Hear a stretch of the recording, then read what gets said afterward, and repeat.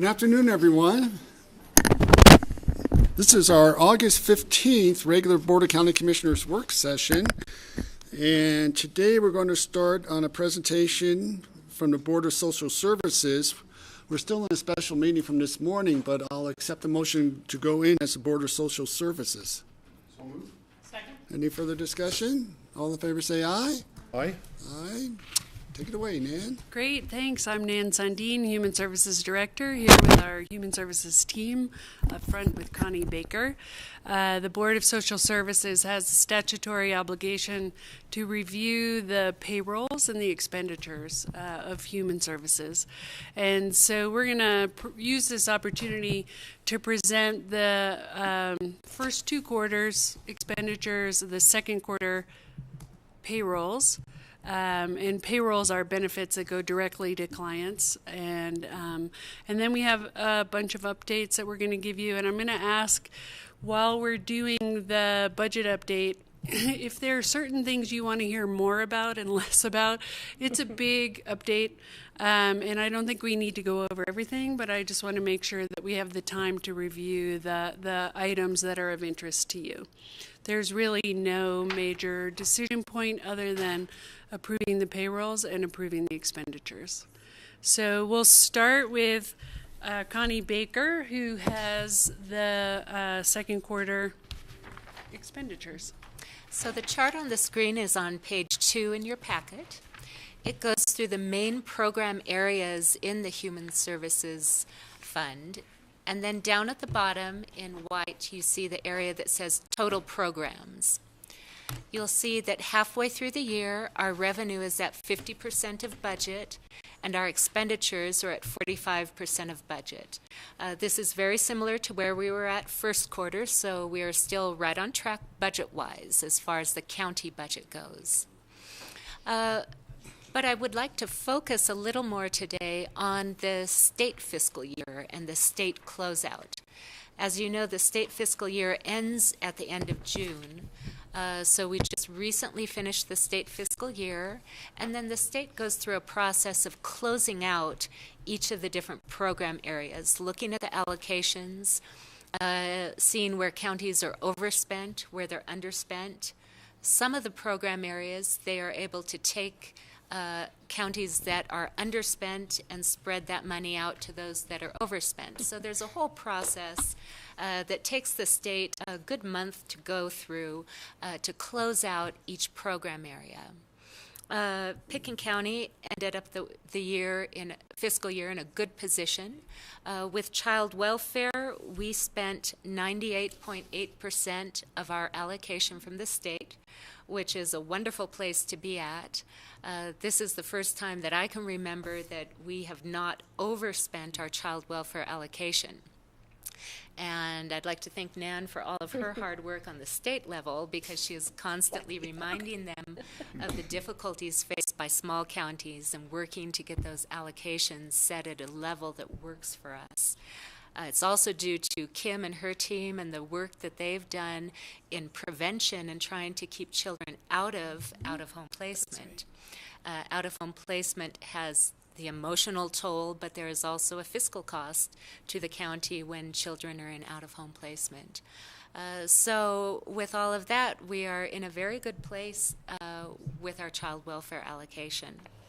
In child care, we were able to purchase $138,000 in allocation from 3 other counties. These counties knew that they would not be spending their full allocation. It's sold at a cost of about 11%, which is the maintenance of effort amount that needs to be covered. So with that, we almost had enough allocation to cover our full cost of about $200,000 a year. We were slightly overspent, but that overexpenditure was covered in the state closeout. So again, another area where we ended the state fiscal year in good shape.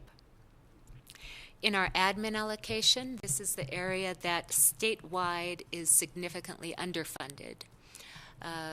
As was mentioned in your memo, the state withheld $81,000 from us in June, but then as they work through the closeout process, they apply federal pass-through dollars.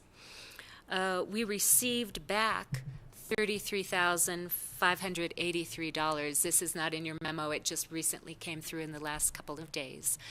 So our federal pass-through, it netted out to $33,500. So that reduced the $81,000. So there was only $47,417 that was not covered on our admin allocation. We had anticipated this. We know when we're budgeting that that is normally the case, that we will not be fully covered in admin. So we budget accordingly. So again, county budget-wise, we're right on track. Our state closeout is very good in most of the program areas. Admin allocation is more or less what we expected. George, Patty? why did the state withhold the 81,000? That's a typical procedure for June, that in June they take a look at over expenditures in the counties and they will withhold a lump sum. And then as they work through the closeout process, they end up refunding part of it back. So the closeout process is very complicated, and it's adding here, taking away from there, lots of different formulas. It takes a good 2 months, and so they're just being conservative. I was going to say they just like to keep that money in their Yeah. pocket just in case. Right. Otherwise, we'd have to pay it back, and their experience is that's more painful than actually not giving it to us.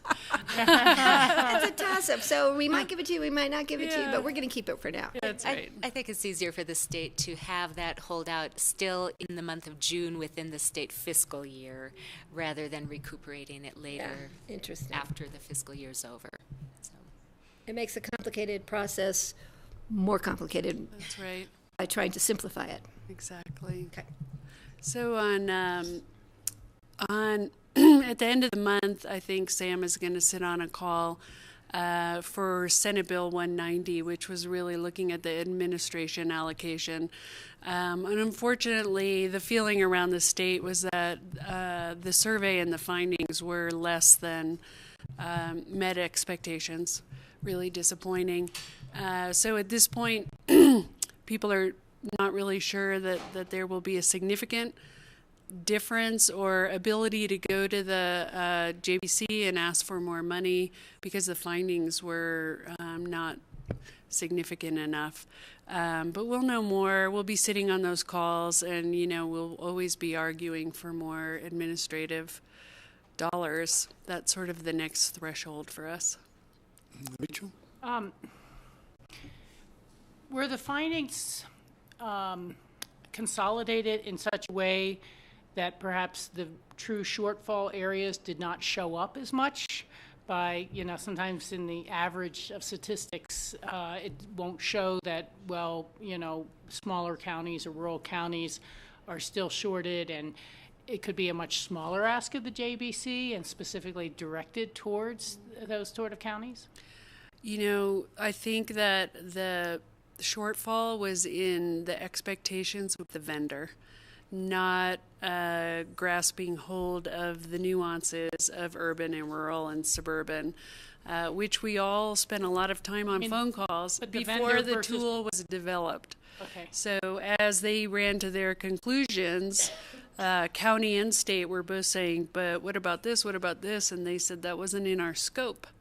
So it was a failure to communicate. And so I think there are two meetings that are happening where the state is going to unveil the final report, and counties and state are going to talk about what do we do now that we have sort of a partial study.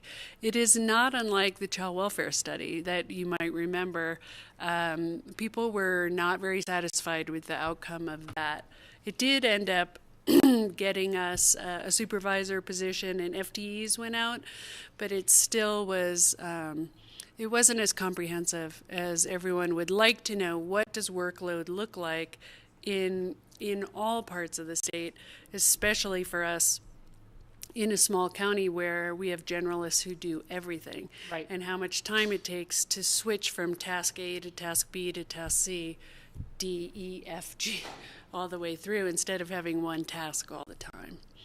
So we'll see what happens. But the Child Welfare Allocation Committee also recently, they're looking at a change in allocation, which you might hear at CCI. The models are so nuanced that there's very little difference to us, and counties are really asking, why do you need to change the model? It's not really changing anything. So we'll see what happens with that. Oh. Let us know if there seems to be advantage to a select few number of counties in that new model. Will do. Thank you. Will do. Any other questions? Oh, thanks. Do you want to approve the motion to approve the second quarter expenditures? I'll make a motion to approve the second quarter expenditures. Second. Any further discussion?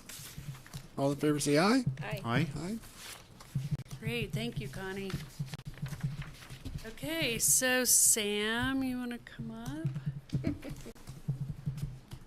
So we'll just start off by having Sam review the quarterly payrolls, and a reminder that payrolls are direct benefits, electronic benefits that go to clients or go directly for services. So. All right, well, what we're looking at here is basically 3 years of comparison for the second quarter. We've got 2017 on the far right. We're seeing a small increase in the A&D distribution from last year, as well as child care, and also for food assistance. We've actually had a significant increase from last year. We did see a decrease from last year in old age pension. LEAP remained about the same, and Colorado Works, or TANF, is down from the previous year. I also like to include the comparison to the previous quarter. Since we've started the new department, I think it kind of gives a better description. I see that's mislabeled. That should say year-to-date first quarter 2017. So we're just looking at first quarter versus second quarter, where we've seen some growth in the A&D. CCAP's gone up. OAP's about the same. LEAP down. We don't really know why that happened, if there was a lack of outreach. Our TANF is going up, and food assistance is going up, and we like to think that that's partially because we've had the ability to communicate more with our clients now that we've gotten everybody on board and fully staffed, and able to get that information out to people so they're aware of what benefits they're eligible for. Great, thank you, Sam. Any questions about the payrolls? I'll make a motion to approve the quarterly payrolls. Second. Any further discussion? All in favor say aye. Aye. Thank you. Great, okay. But I have a question, Sam. Mm-hmm. Why so many red pens in your pocket? For you. Yes, for everybody here. We Great segue. Perfect. Because he's kind of a weird guy. Likes red pens. But to be an they match engineer, his, really. they He match likes his pens shirt. in They're his so neatly stacked. I'm like, I gotta ask. There are some outreach materials we were able to purchase with some CCAP funds. Swag. Yes, and we're going to utilize these. We have different. These are just some pens, but we also have Those are cool. kind of welcome packets for providers as well as for new and ongoing clients. So I knew that had to be special. so we got these created for our providers. So when we have meetings for them, they can keep all their CCAP stuff together, and then we have kind of going to school lunchbox package for the kiddos, and yeah, it's just going to be part of our outreach. We've got the benefits outreach specialist coming on in October, Right. so she'll be able to utilize that to create awareness and get the information out there. That's great. Well, thank you. Thank you Good for the swag. question. So do you want to talk about the healthcare policy and financing grants? Sure, we can Since move you on were to talking about the benefits outreach specialist? Sounds good. So we applied for 3 innovation grants with economic assistance, one of which was for helping to fund a benefits outreach specialist, which is Ligia Bonilla is kind of shifting her focus from family engagement coordinator, which was CCAP focused, to the benefits outreach specialist, who is going to work within only Pickens County, but focusing on all public assistance programs and getting out into the community and helping get our enrollment up in some of the areas where we're under enrolled. They did approve us for the grant, which funds 40% of the project, which came out to $43,500+ there. We also applied for. Let me just, thanks, that's okay. So with the healthcare policy and financing, which is better known as HCPF, Medicaid, or in Colorado, Health First is the program. They provide these innovation grants, and they are, if a grant is for multiple programs besides Medicaid, they will cover 40% of the cost. And so we were successful in 3 of our grants, one that Karen will share with you, the mental health coordinator, because we're really talking about a broad reach to Medicaid, food, TANF, all the programs. And so with our benefits outreach specialist, that 43 that Sam is talking about helps pay for the benefits outreach specialist, but it also helps pay for the work that Sam is going to be doing and the senior tech in building relationships, creating processes, designing efficiencies so that we actually can have a worker in the field and help people apply faster, better, more efficiently. So, Nan or Sam, is this a one-year grant? And then when this goes away, how do we sustain these programs? Right. So we have so what's interesting about these grants is we probably were going to do them anyway. So we brought in $90,000 worth of revenue for programs we were going to do anyway. So with the benefits outreach specialist, we've spoken to the state TANF staff, and they're telling us that we can spend down our TANF dollars and spend into our TANF reserves to pay for the kind of work that Lee is doing to reach our low-income people. And you may remember that TANF is one of the programs where it's still underspent statewide. So we can actually buy TANF dollars at about 13 or 14 cents on the dollar. So we feel like we have good backup either with TANF, our CCAP allocation, and as well any other grants that we get after this. But for the most part, we think we can afford it now, and we brought in the revenue. So it's like a bonus. Thanks. Rachel?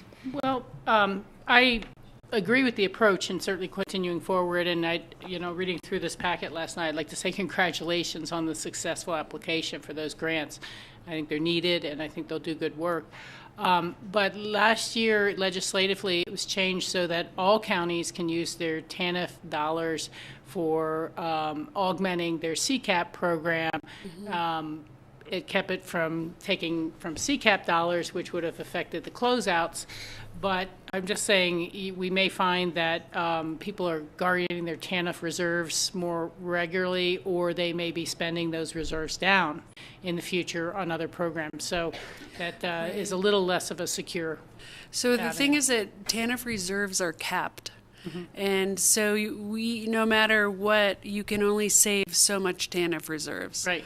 And what I meant is people are going to be spending them down on CCAP if programs. they do for quality, yes. Yeah. I see. Yep. Yeah, so we'll watch that. Yeah, obviously. There may or may not be as much to buy. There may or may not be. Okay, it's always a risk. Yep, okay. Good point. Thanks. Okay. All right. So the second innovation grant that we applied for was called the Member Fraud Investigative Process Implementation. Kind of a long name. Basically, we asked for some assistance from HCPF to help us establish a quality assurance and fraud investigation program here, which is specifically focused on Medicaid fraud as well as program integrity. The main reason they funded this at 100% is because of the difference between the investigative process between Medicaid fraud and other programs. As it currently is set up, Medicaid fraud, in order to retain the 50% that the county gets back for convictions, you have to take it through the criminal process. There's no administrative process for Medicaid. There's been discussions around that, but nothing as of yet. So they were able to fund us at 100%, which came out to $21,540. And it's going to help us establish that process, as well as the program integrity, which focuses around the auditing process to make sure that our office is issuing the correct benefits to our customers and making sure that we are being accurate in our eligibility decisions.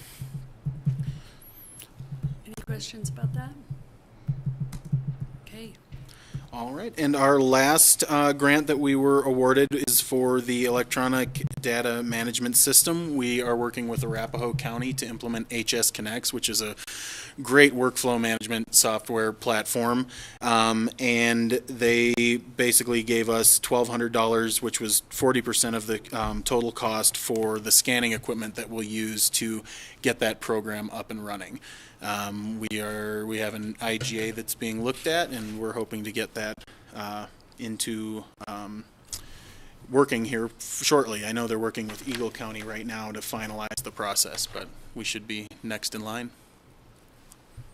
I'm wondering if Arapahoe County will actually be doing some work for us, or do we just get the program that they've been using, or how does that? So they've created the database and the infrastructure and the interoperability with Colorado Benefits Management System. And so they've created the platform, and we pay a very small fee. It's like $200 per person. $255, I think, per person per year.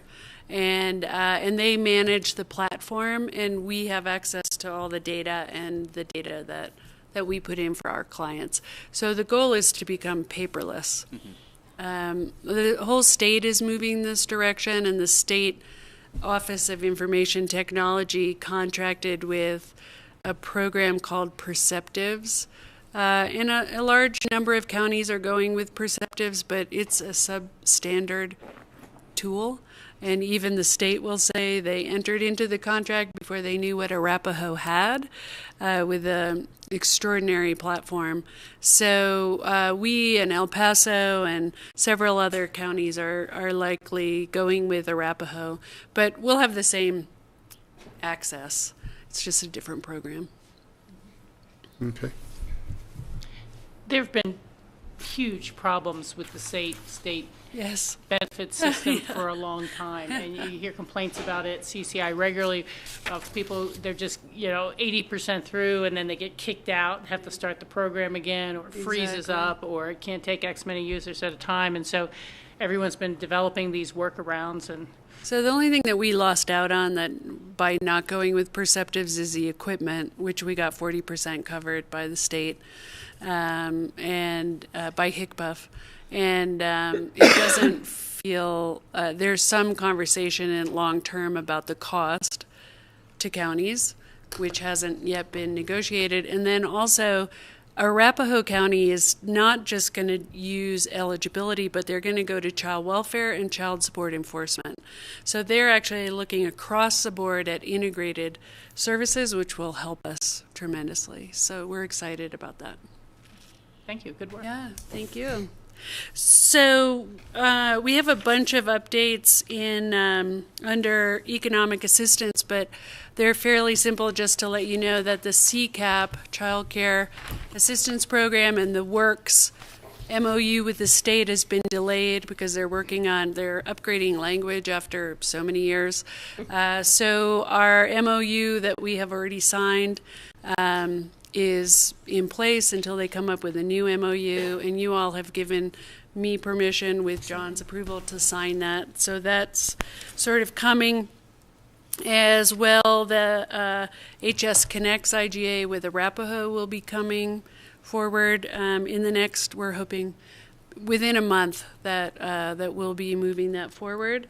And the Northwest Eligibility Tech, so that's the shared eligibility tech with all the Northwest counties. We just signed a new agreement with them. You all gave me permission to sign that with John's approval for $8,100 about, and that's our that's like an insurance plan for us in the event that we have 2 people out or we get backlogged on eligibility and they process them. They were the ones who saved us when we had no staff, and then we hired their shared eligibility tech. So she works for us now, which is great. But just to let you know They're that still agreeing to work with us in the future? they still love us. It's really nice, isn't it? We must be lovable. And It's those pins that you carry in your pocket. right. I guess so. It depends. Exactly. So then the last one that I just wanted, 2 things. One is, NEMT. So I came to you guys in an open discussion to talk about non-emergency Medicaid, medical transportation with the quadruple A. And we did end up landing on an agreement between the counties involved, Eagle, Grand, Jackson, Park, Pitkin, Routt, and Summit. We all agreed with Susan to fund the first 6 months of 2018 with a new formula that counties suggested, which includes 50% utilization and 50% Medicaid population. So it really speaks to what's the potential utilization of NEMT. I have had a meeting with Susan. I've been very open with her that we're going to use this first 6 months to look at, A, whether we can find the funding for the second half, and B, if we need to take this service in-house. And she's fine with that. Our fee is very low because we are the lowest utilizers, and I think it's like $3,550 for the first 6 months. So I wanted to give you an update, and Susan gave me this information about trips, so you can see that our trips total 239, but she is showing an uptick in the first 6 months of this year for Pitkin, a little bit, not a lot. And you can see how Park and Grand are have much bigger utilization than we do, and this is why we want to pay a flat rate. When I first looked at that, I looked at the 239 and went right to trip purpose and went, boy, everybody in Pitkin County went shopping. Then I realized that's another deal. Yeah. Another like, thing. wait a minute. Yeah, so this information is really helpful, and we really value the service that they offer at the Northwest COG. And if we could keep it up, it would be great. But the more contracts that we have out there for NEMT, Northwest Shared Technician, and there's a few others for databases, it just starts to get at that admin allocation. Mm-hmm. And so that's what we really need to think about. Rachel? Yeah, thank you. And congratulations on negotiating something to kind of move us forward and see where it's going. If I recall the last numbers, they were more of some sort of flat population ratio or something, and it was a little out of line for our utilization. What I'm wondering is there any tracking of the type of mileage per trip or total miles, or cost per trip? And it doesn't have to be now, but I think it'd be worth looking at because, again, I have no idea. What if our people are going twice the distance that the Park County people have to go to get down to the Front Range? And is that potentially a factor? Or maybe our people are going half the distance that people in, some of these other areas are going. I just don't know if that's become part of the cost calculation of what are the actual costs per trips. I will look at that. I know she has total revenue. Yeah. But that isn't cost per trip. So let me. Yeah, I mean, again, it's just kind of curious because that might point again to a different, if we have a lot of people going all the way to Denver, that might be a little different versus just Grand Junction or just Glenwood. Right. Yeah. Thank you. Yeah, the Grand and Park counties most of their rides are over to the Front Range because they're both close to the Front Range. Yeah. But that still is, quite a number of miles. Well, parts of Park County are actually really close to the Denver metro area, but, and I think that's why they have higher utilization because they have maybe more options for getting to doctors there than we do here. Sam and his team are going to meet with Susan next week to see what we can do about promoting NEMT and getting more of our people, because almost everyone on who gets Medicaid in Pickens County has to go out of county to get medical care. Right. So we really should see higher numbers here. And then Sam will also look at that cost per trip, and we'll bring that forward. Okay? Great. So then the last part for Sam is just a little review of CSTAT. So I know, if I can find it, sorry, don't get sick while I do this. So this is the annual CSTAT report that tells you how we did during the state fiscal year, which is really, really, really good, and the state likes giving us awards. I just got a call from Reggie Bika's office yesterday saying, how do you all want to be awarded? Do you want him to come? Do you want, because we are way ahead of most small counties in terms of performance. But I know you guys get this, and you see the red like I see the red. That's probably the only thing I see. I do see a lot of green, and I'm very happy about that. But do you want to... This Just is 16. What? What? I did the wrong one? Oh, it's 2016. Oh, yeah. We did really well a year Did ago. really well. Well, we did receive Sorry an about award that, at the guys. CCI summer conference when Yes, Nan it was looks in So Wow, yours in your Most book, improved. yours in your packet is correct, right? It's a 16, 17? It says 15 to 16. That's my error. Sorry about that. I attached the wrong one. We also look good there. Well, and then, fortunately, I remember most of what's on the CSTAT. For See it. It's correct in the No, packet. we see it when it comes through because it. yeah, they get Email it. it to us. Really, the only area where we saw much slipping was in the expedited food assistance, and that was when we were initially getting started. The issue is to make 95%, typically we're seeing between 10 to 15 expedited applications a month, so we get one missed expedite application, and then we're below the It says. 95. So realistically, we're trying to cut that down as much as we can. But we have, in the last couple months, now that we're fully staffed and we have the senior eligibility specialist, we are running very timely. We typically have between 4 to 5 cases pending on our reports at any given time. So folks are coming in, they're getting approvals right away. Usually the ones that are pending are more like long-term care cases or adult financial, where there are more verifications that need to be brought in. But we have tuned that system. So I think we're going to, besides rare occurrences where an expedite sneaks by us, I think we're going to see great timeliness numbers moving forward. People are monitoring those reports every day, and my staff is on top of it. They're really excited about our performance right now. So, Great. Rachel? Yeah, and it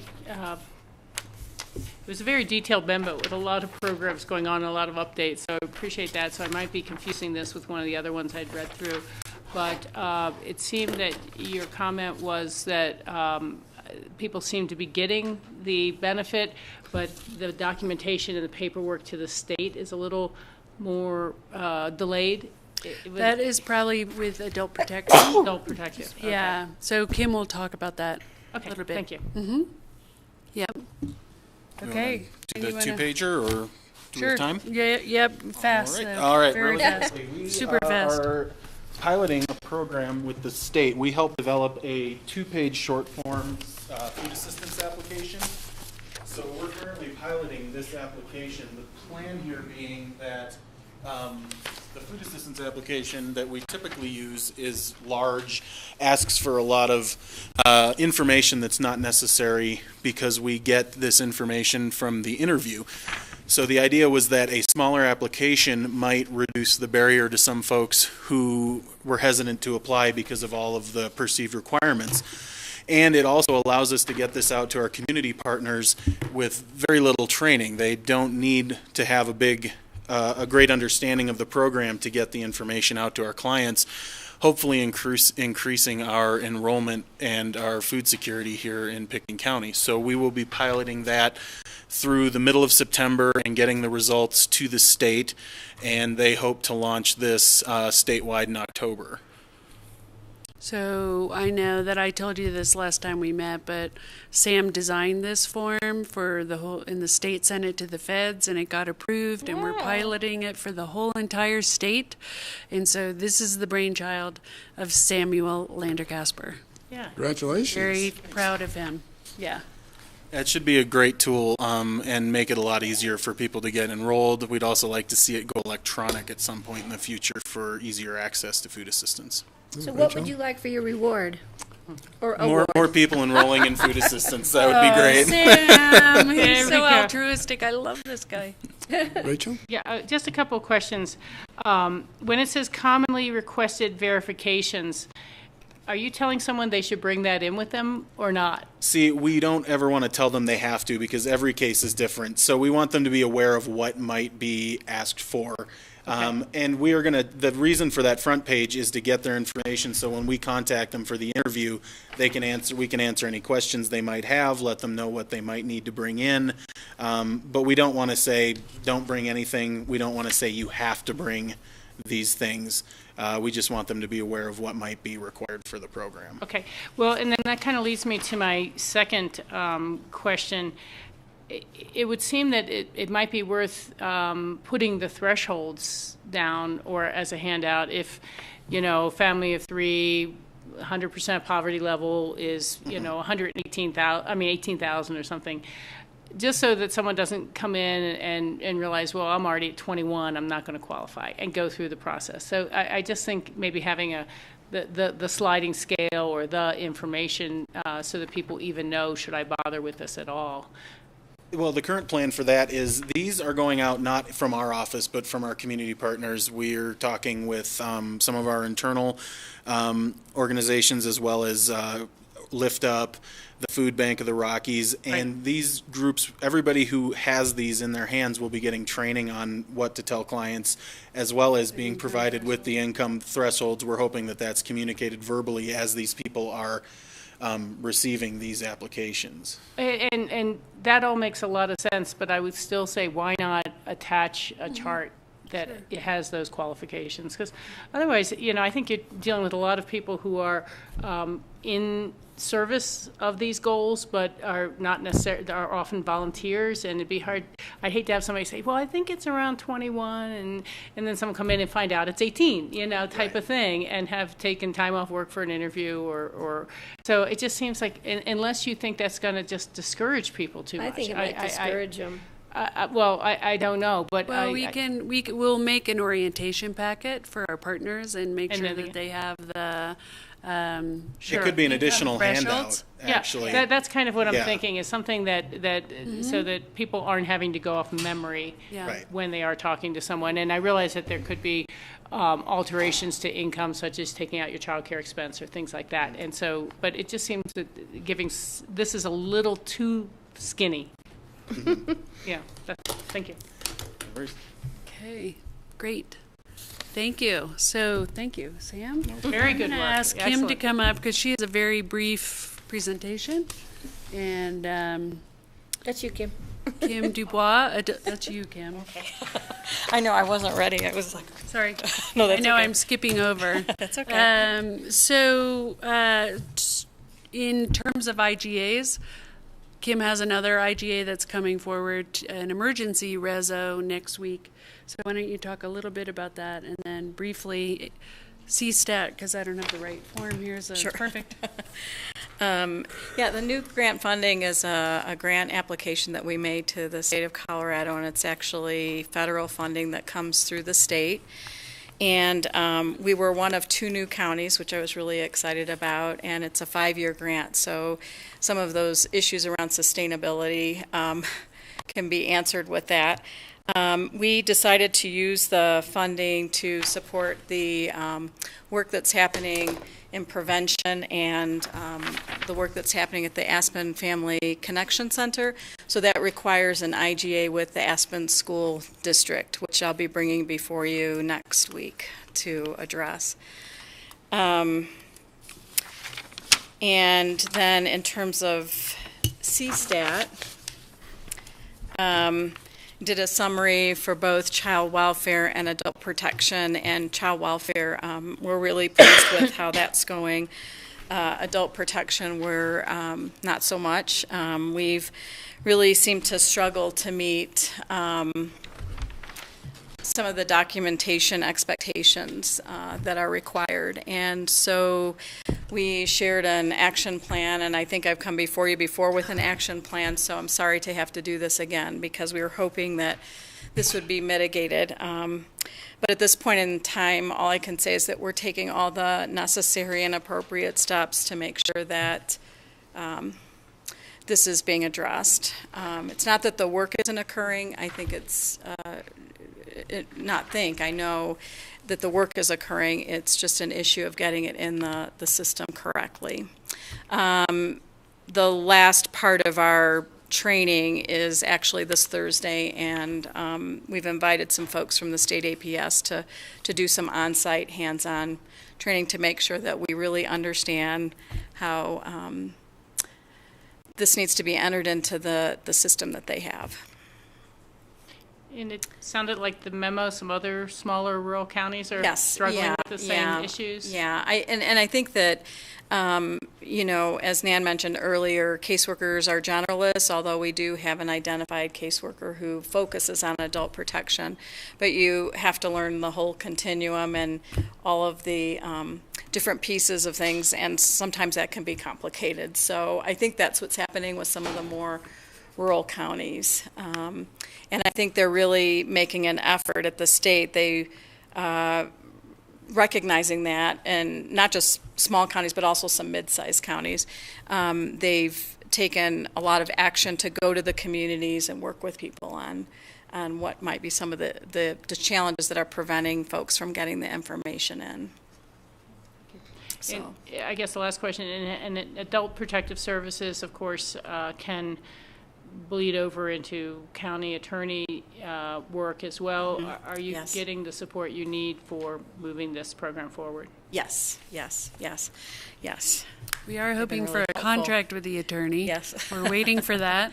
So you all might remember, you might not, that we switched attorneys actually in January from an external attorney that provides child welfare and adult protection services to Summit, Eagle Lake, and Pitkin, and we've gone with our internal attorney who's doing an awesome job for us, and we just need to have a contract with them, and so she knows that we need that, and she's trying to get to it, but so far she hasn't charged us because we don't have a contract. so far that's looking really good.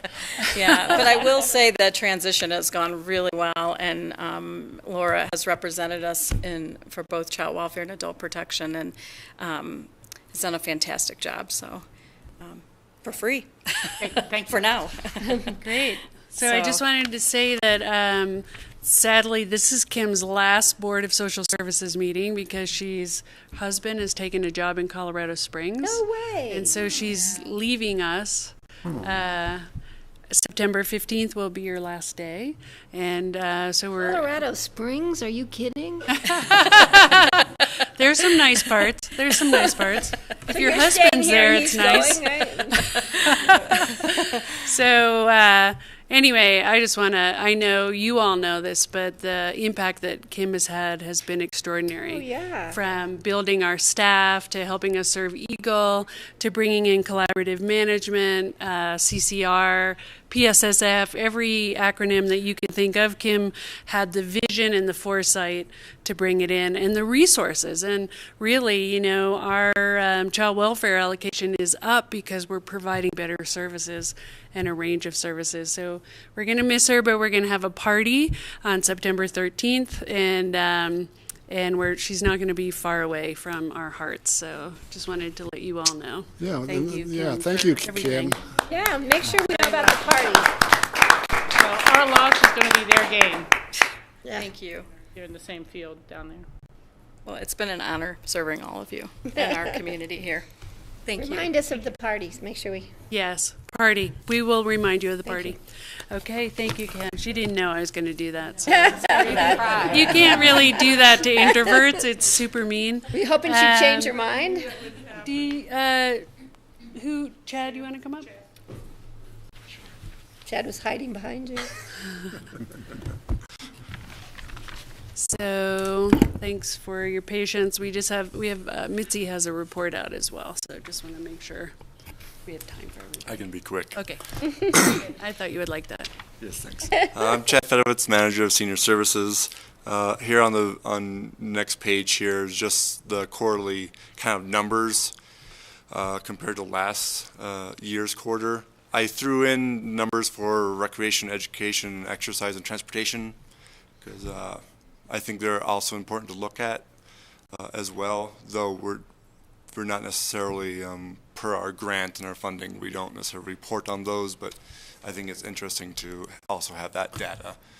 For the most part, it's staying with current trends. We typically, historically, looking at 5-year trends, this quarter is a little lower as far as numbers across the board, particularly around congregate meals. We're not really sure historically why that happens. It's just an interesting thing to look at as well. So, Any questions about Yeah, the statistics? Rachel? Well, the blizzard boxes were really down pretty significantly as well.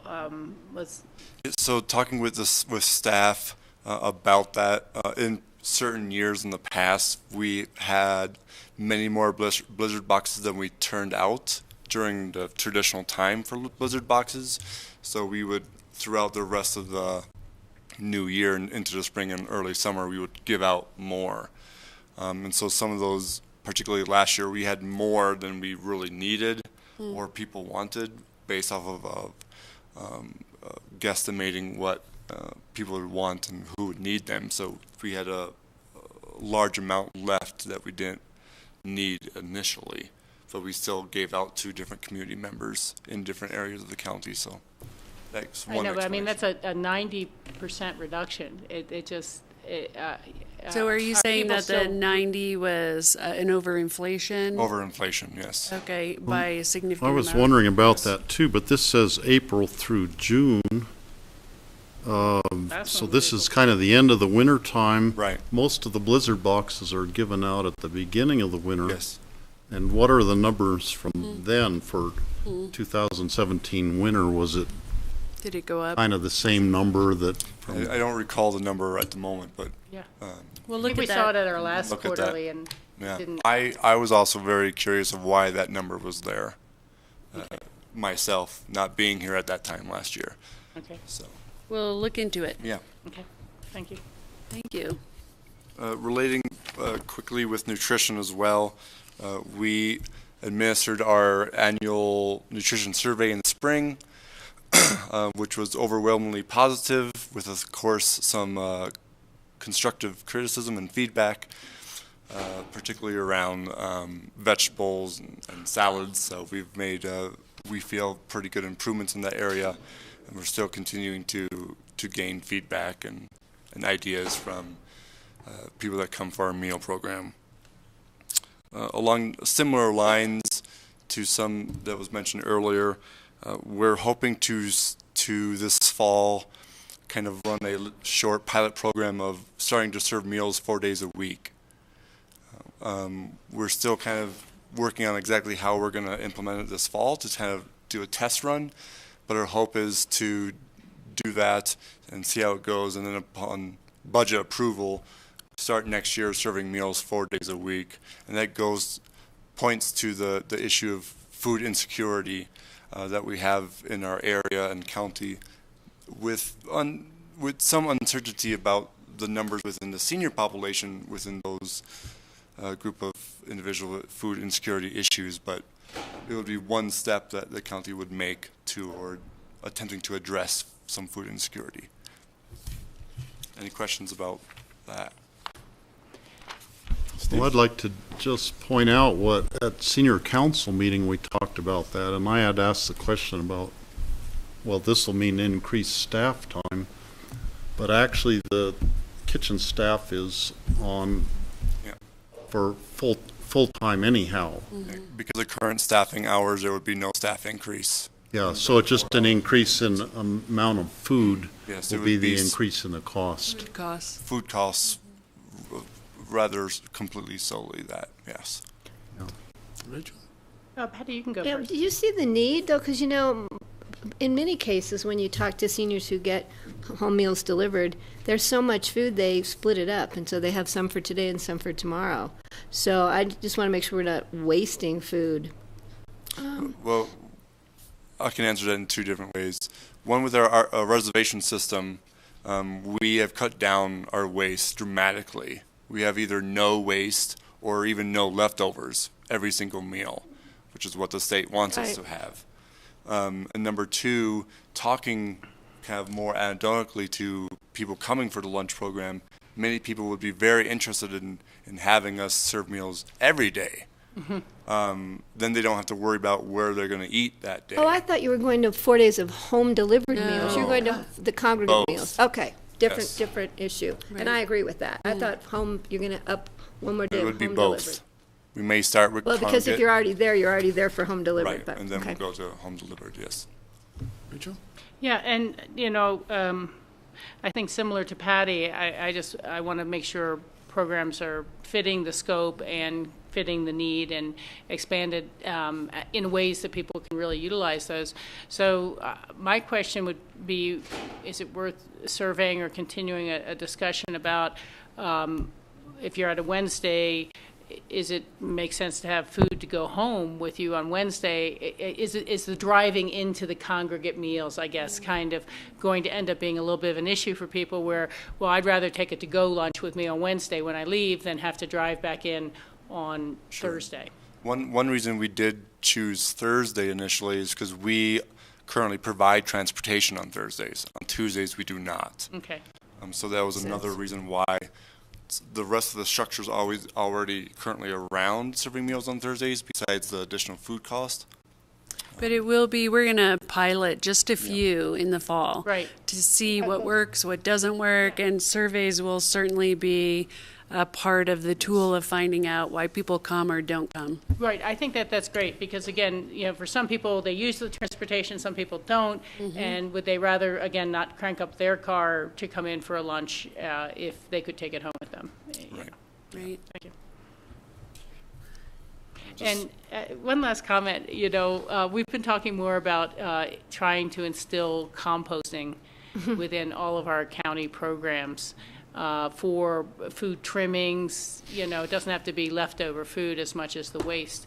And so that might be coming your way as part of the integration with improvements that we're guys trying to make with composting now? landfill composting programs. We have very little even Leftover. scrap necessarily, but Yeah, we have talked about internally. okay, just to know it's kind of coming your way. You could probably combine it with assisted living upstairs too, so we had perhaps one compost Good pickup. idea. Yeah. Great. Yeah. Anything else? Any other questions that you all have for Chad? And then we'll. There's quite a bit other things in there, but So we'll be seeing Steve more for lunch, so. yes, feel free to come anytime for lunch. Thank you. Thank you. Thanks, Thank Chad. So then we have Mitzi Lettingham, Manager of Strategic Partnerships. Hello, welcome. Yes, I'm Mitzi Lettingham. Mitzi. Just provided a few updates for you on several of the programs. As you know, it's grant season. We just received all of our Healthy Community Fund reports and applications. Actually have a meeting later today with the committee to give them their reading material for the month. And that's on track. We received 62 reports, applications. So reviews for those will be mid-September, 19th through the 21st. I wanted to mention, I wrote about 2-on-1 a little bit in here this time because we have basically been working for several years, as you know, on seeing whether that resource as an information counseling line based in Mesa County will work for the Tri-County area, Pitkin, Eagle, and Garfield. And there's been a pretty steady committee that has been meeting for the past 3 or 4 years to not often, but on a regular basis, to see what we can do to promote this service better. And now we're at the point where, having used the resource of Roaring Fork Leadership, which was really lucky that one of their work teams chose 211 to study this past year, did a voluminous report, put a lot of energy into it, and ascertained that maybe a next good move would be website. Could that be a way that might encourage people to use this line? So we're right at the process right now where the staff at 211, our staff, myself in Human Services, and more importantly, public health staff are really interested. If it doesn't work, we're really going to have to go back to the drawing board on an overall community resource based there with not much of a presence on this side. You know, I've gotten to know that group a bit. They're very they're lowly staffed, should I say, to cover 16 county region. And it's a program within programs within Mesa County Human Services, but these are hilltop employees. It's a complex and difficult program with not a lot of resources. So it's really been interesting. I think we really learned a lot working with the Roaring Fork Leadership Group in the study. And actually they produced a video and, as I say, a big report, and are really wanting to put effort into this company in BOCC called WebShine to perhaps help boost Google. There's a program to boost your Google serves, etc., and we're going to see what happens under public health. Yeah, why wouldn't we be using BITS? You know, our own, there's a reason we split our BITS IT department from the city so that they would be able to do more responsive work to the needs and outreach of county departments. Mm-hmm. And so this just seems, I don't know why we would go outside when we've been spending money to develop the expertise inside. Good question. So 211 is a phone number. It's available to everyone on the Western Slope. It helps people who are mobile in between counties, and it seems to be working really well in Mesa County. So so really what we're investing in is someone answering the phone and having all the information to be able to help you respond. BITS we do use for our own website development and that kind of thing, but what I can tell you is the whole region from Aspen to Parachute, we've been talking about needing a central resource for information, and every time we talk about a website, or we used to do brochures, we used to do booklets, every time we published them they were outdated already, and so this phone number is a great hope for us. So our sense is, you know, to try it one more time through public health next year, and to really, we can use BITS to help us assess, is it working, is it not working, but it already exists, it's not ours. Okay, yeah, and so maybe I was a little confused with the presentation because I had heard you say the word, so we're going to try this website, and if it doesn't work, we're back to square one. So that's why I was kind of wondering why, and so, yeah, I can see being part of a cooperative phone that's number what it is. and making sure they always have adequate, up-to-date information, but again, I think that we want to keep integrating these things as much as possible with our own information technology. Right, and I think, do you think the hard part is there's so many different resources that people don't know where to go? Right. Well, there's that, and so I apologize, I wasn't very and clear. I don't We want were to create talking a parallel about program that creates No. confusion. I just wasn't sure yeah, how we integrate 211 into our websites and things like that. Right. Yes, we And are that's- looking at that. And So that's you'll what we're find it. doing.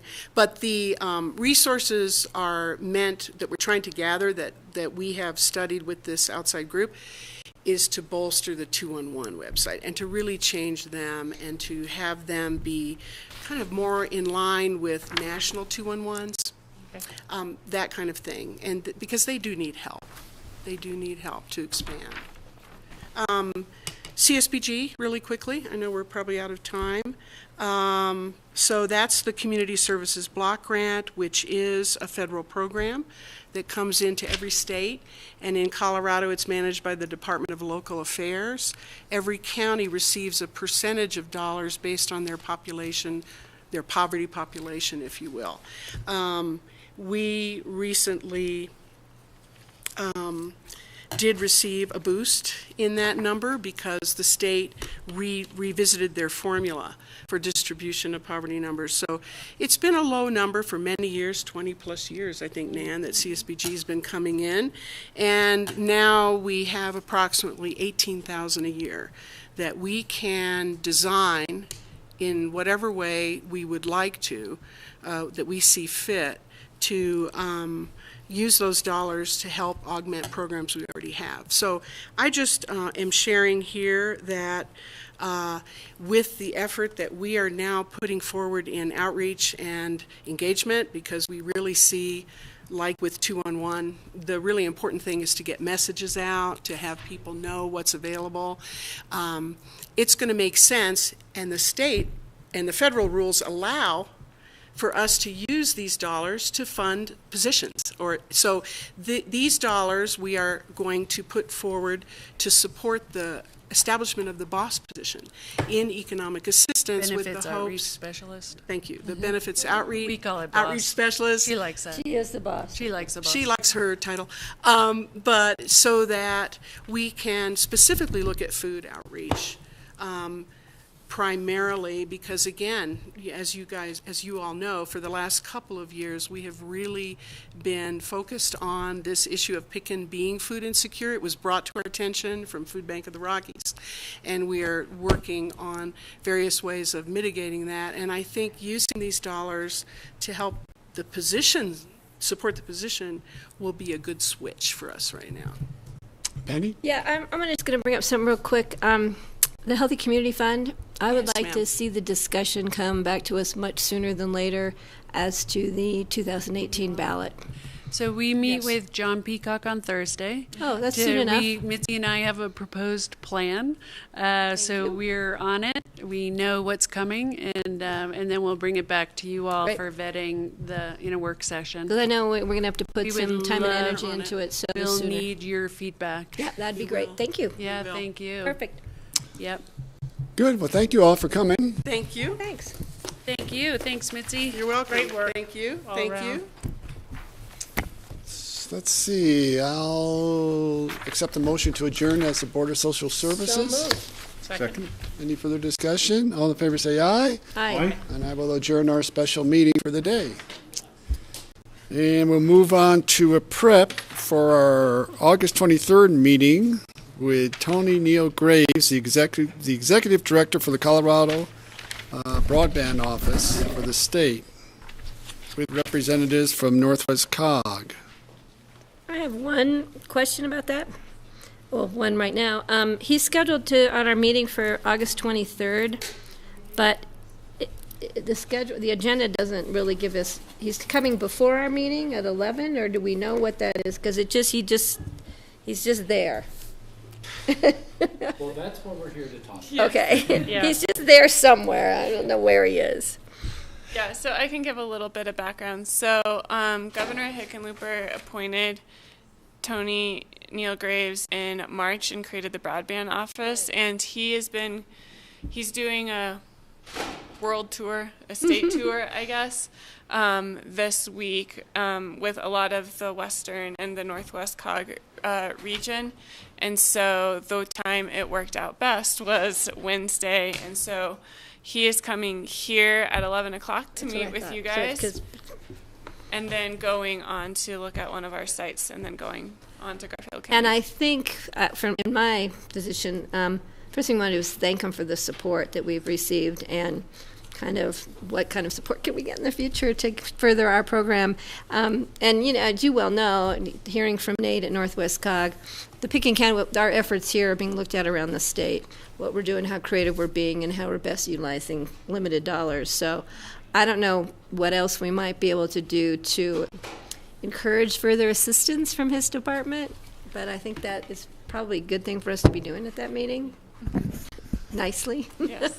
So just to go back to Patty's first question, and this probably be cleaned up for next week's agenda. So we'll just have a what sort of meeting? It's not going to be our regular public So meeting. just a reminder, we had originally talked about doing this during a work session, but that wasn't working out.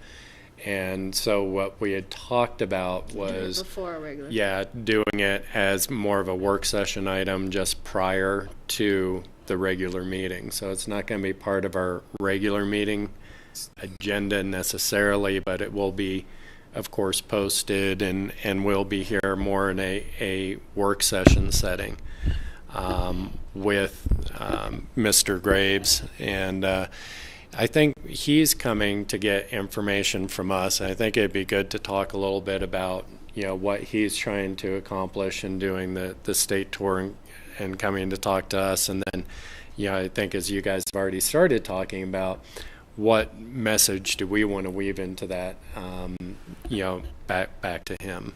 And so, along with Tony, we're going to have, as it says here anyway, some reps from Northwest COG as well as DOLA. Is Nate going to be here? Yeah, so we're going to have... These guys are all traveling together on sort of doing their exactly. tour. So we have the broadband grant from DOLA. So Greg, I think, is Greg coming Winkler in gonna that be here? capacity. Yeah, so Greg Greg's Winkler gonna will be be here? here. And so that's a real opportunity to, again, That's a thank great DOLA. group. We're going to get to show them really the significant progress that we've made on the ground in applying those dollars.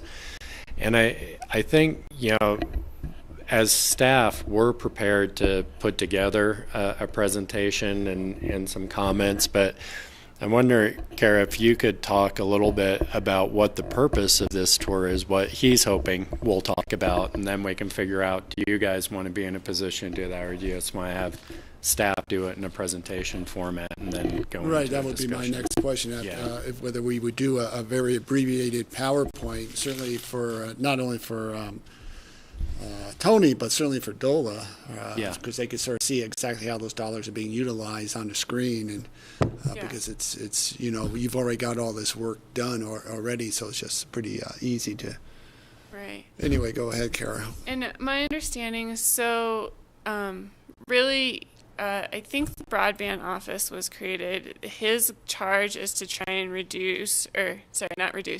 increase broadband. Right now, at the beginning of 2017, it was 70% in rural areas across the state. So he's really charged with trying to increase that to 85% in rural areas across the state. And so I think that's really the formation of this tour. He's traveling to a lot of the different rural areas of the state to see what can the broadband office do for rural Colorado to help reach our broadband goals. And so that's really what he's looking for. And as I understand in talking with Nate, who's kind of coordinating a lot of this, is he's looking at what are our priorities, what are our concerns as it relates to broadband and deployment of broadband here in Pitkin County and the watershed, and then what is it that we as Pitkin County can see DOLA or so the broadband office is in the Office of Information Technology, so in the OIT office or in the Office of Economic Development and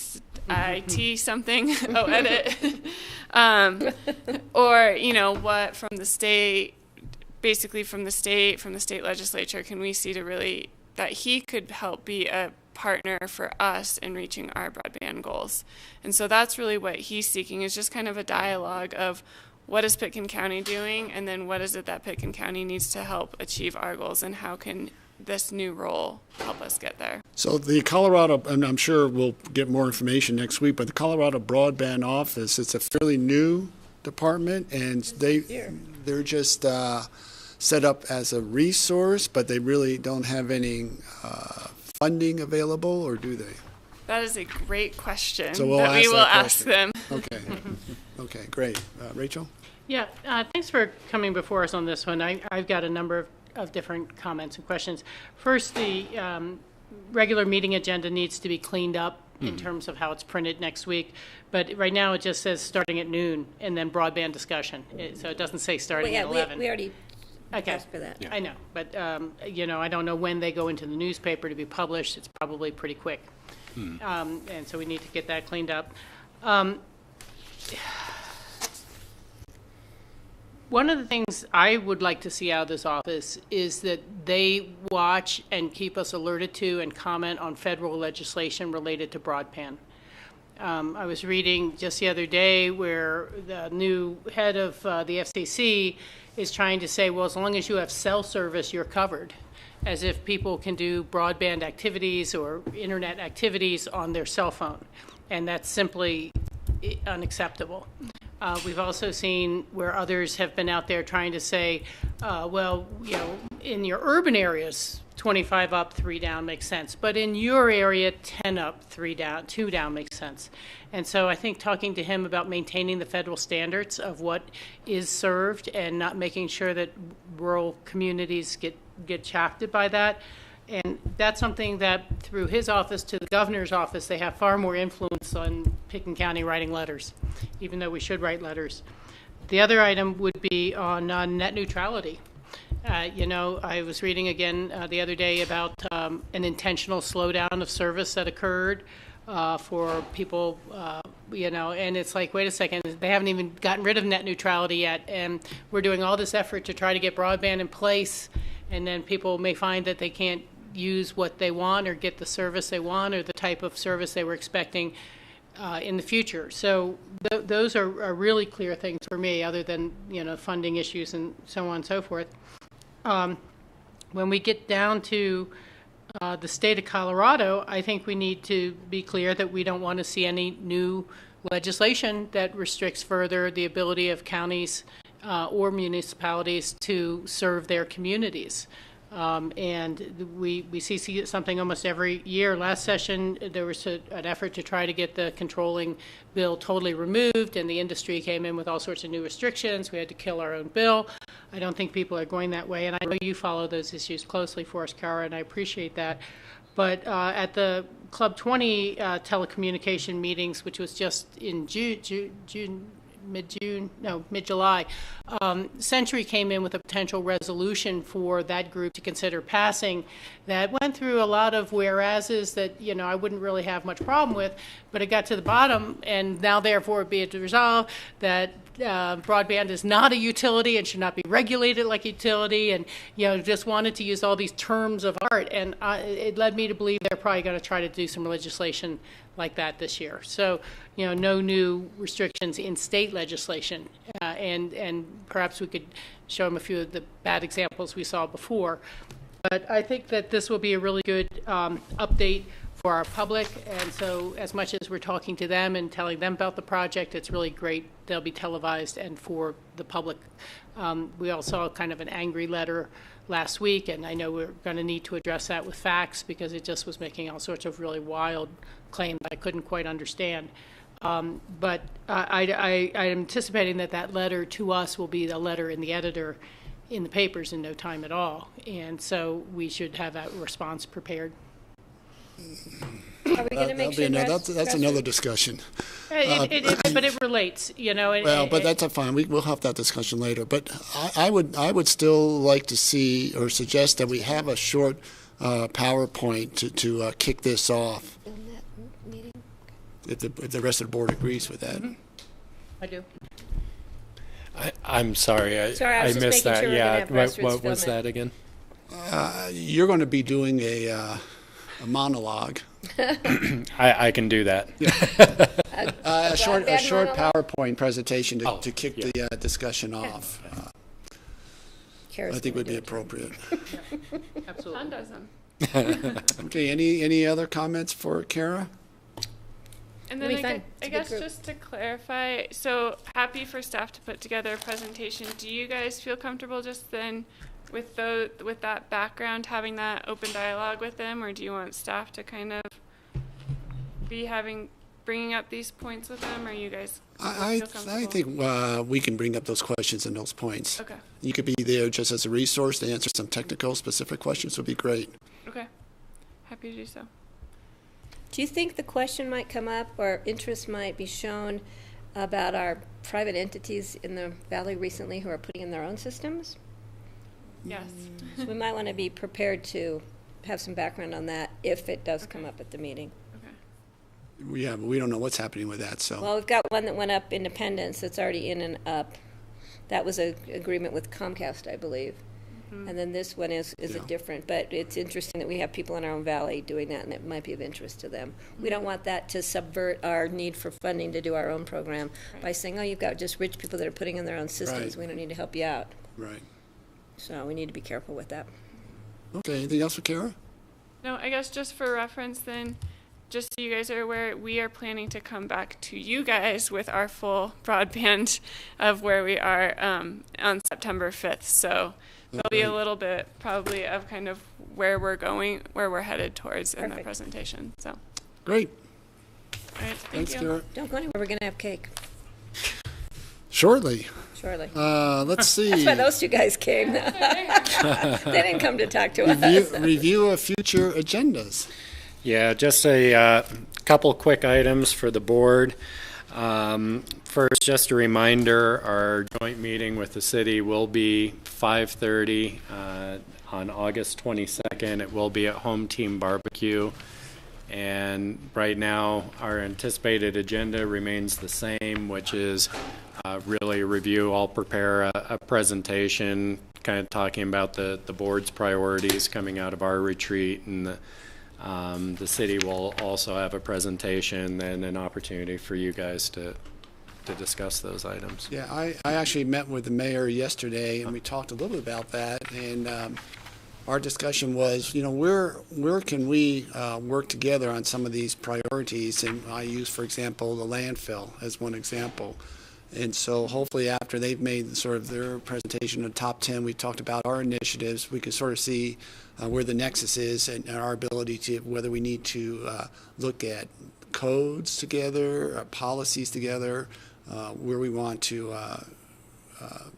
try to work together on some of Joint these funding issues. together, Yep. Yeah, right. like Patty? recycling. I just am concerned that we have a half an hour to get from here to there at rush hour in the evening, so I don't know if we can do that.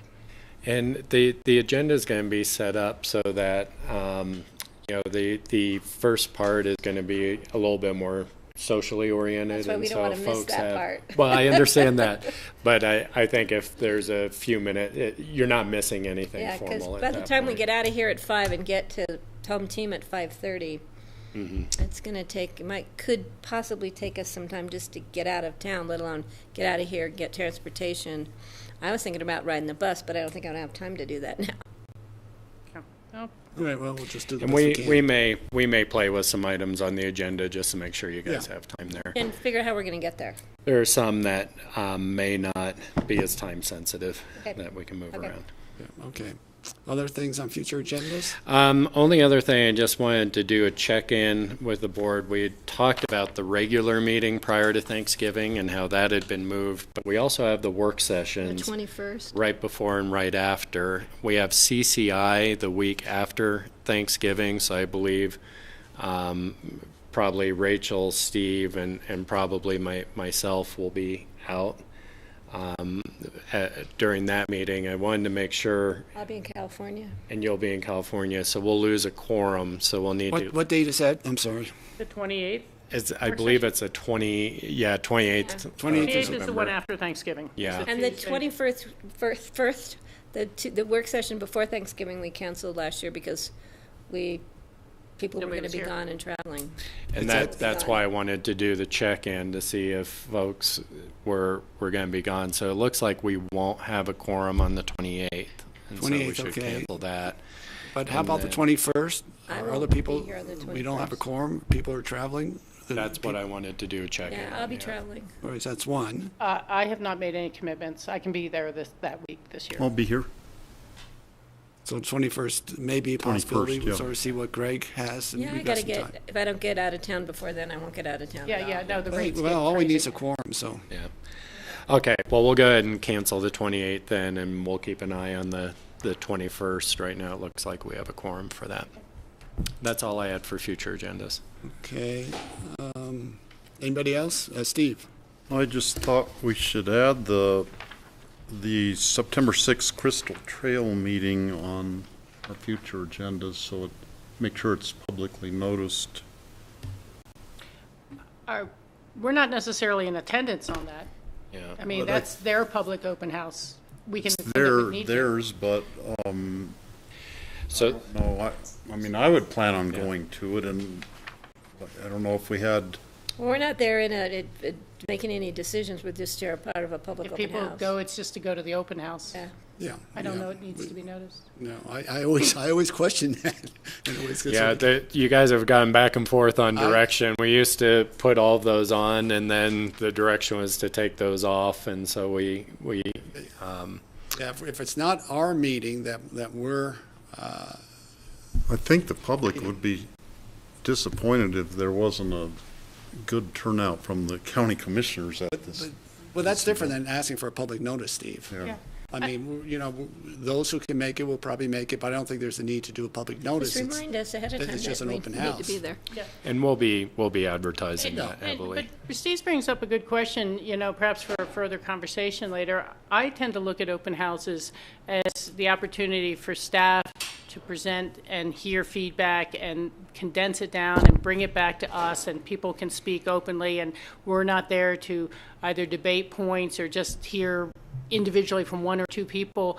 It's a public's open house, and so I don't anticipate necessarily going to that. I look to hearing the results and of the open house. But so maybe we all have different expectations on what an open house is, or should be, even the upcoming ambulance open house. I look at that as for the neighbors, for the user groups, for people involved and concerned citizens, but I don't want it to have the appearance of being a controlled BOCC meeting, and I'm here just, kind of a little bit of wallpaper, and then we're going to go make our decision. I'd rather hear the report of what comes from it. I go to some and choose not to go to others, but it Yeah. just depends on where my interest Yes. lies. Well, it's just good It to, doesn't mean there's a lack of interest of the BOCC if we don't have a quorum of members at a given open house, I guess is what I'm saying. I okay. have another issue. Steve, are you done or no? Steve? Are you done? Yeah. I was going to give you time. On the Wednesday, September 13th agenda, we need to just clean up we need to clean up the language about the land use public hearings. It says that it's a first reading from 9/13/17. Well, that's the date of the meeting. It's at the bottom under land use. It's continued first reading to 9th. Is that, we're continuing it from or to, or, see, it doesn't make sense. It's Yeah, I been see what you're continued saying. On from a item number date to 7. a date, not to a On date number from. 7. Yeah. No, it's actually number, It should be from a certain Yeah. date. Oh, okay. see, like one says continued from 8/23/17, just to clean up that language, because it's a little confusing. And that was it for me because you covered all my others. Oh, and on Tuesday, the 23rd, Tuesday, the 19th?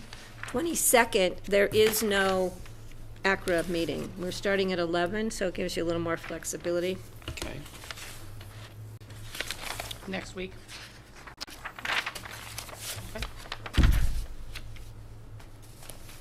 Just so you know. We were running a little ahead, so I've got a I few tapped quick these little guys. things. Okay. Next week, we've got on our regular scheduled meeting, it's just a wording under emergency resolution confirmatory reading, authorizing a moratorium on e-bikes. It's not a moratorium, so we just need to correct that.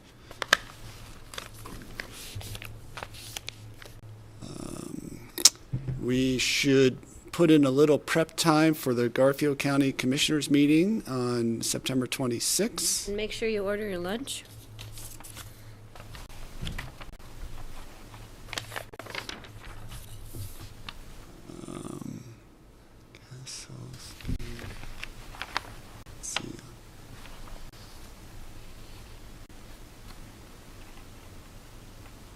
Let's see, August 23rd.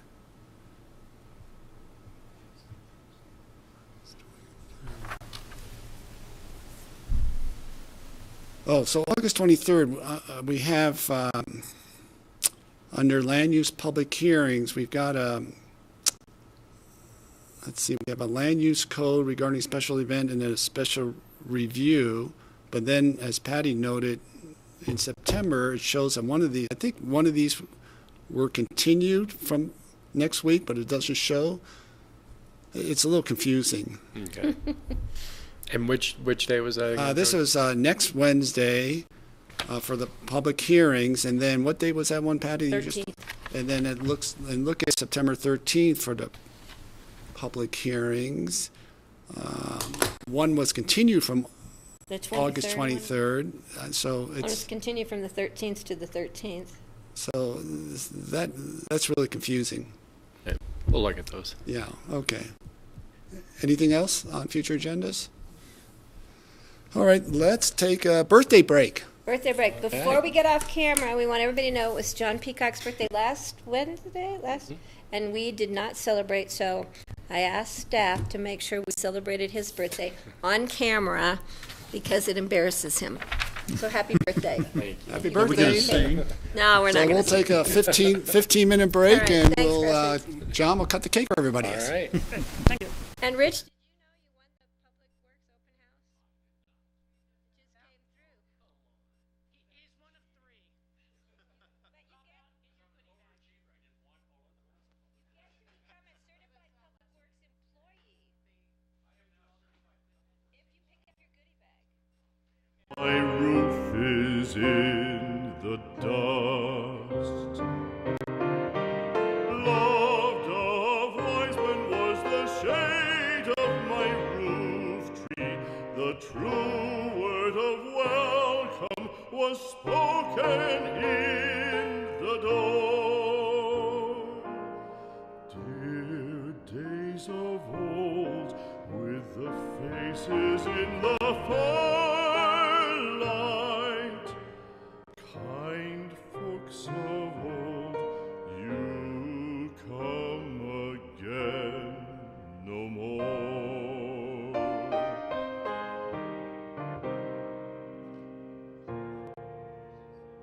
Home was home then, my dear, full of kindly faces. Home was home then, my dear, happy for the child. Fire and the windows bright glittered on the moorland. Song, tuneful song, built a palace in the wild. Now when day dawns on the brow of the moorland, lone stands the house and the chimney stone is cold. Lone, let it stand now, the friends are all departed. The kind hearts, the true hearts that loved the place of old.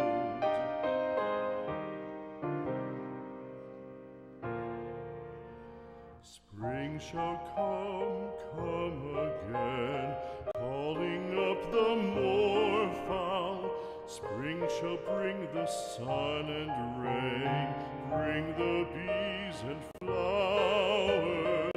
Red shall the heather bloom over hill and valley. Soft flow the stream through the even flowing hours. Fair the day shine as it shone on my childhood,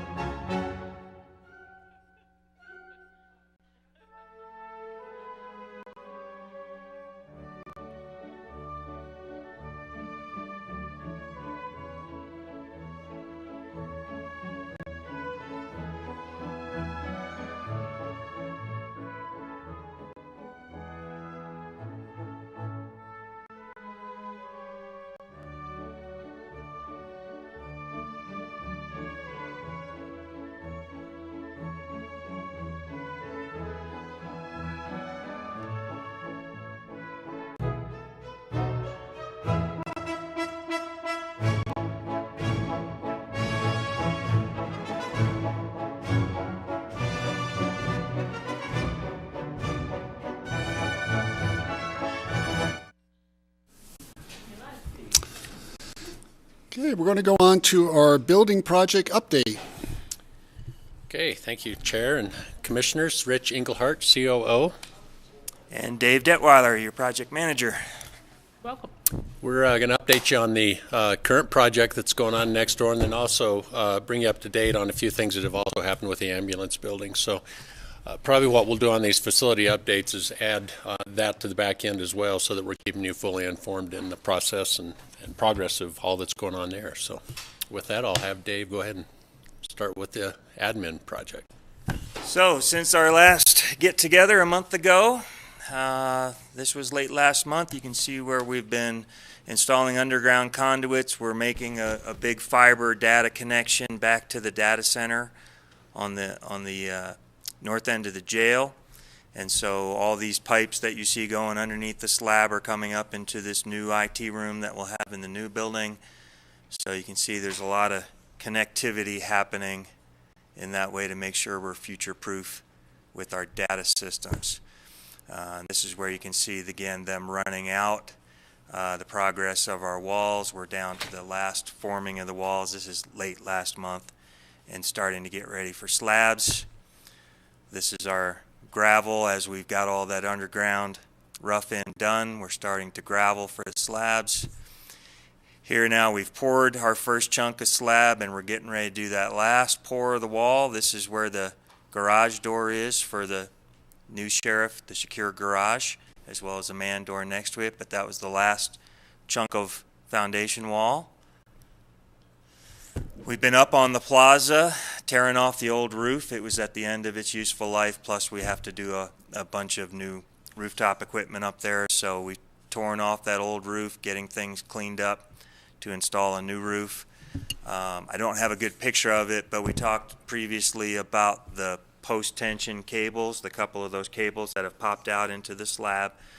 The final repair for that has us doing carbon fiber on both the top of the roof and the bottom of that same post-tension slab to add some strength to it.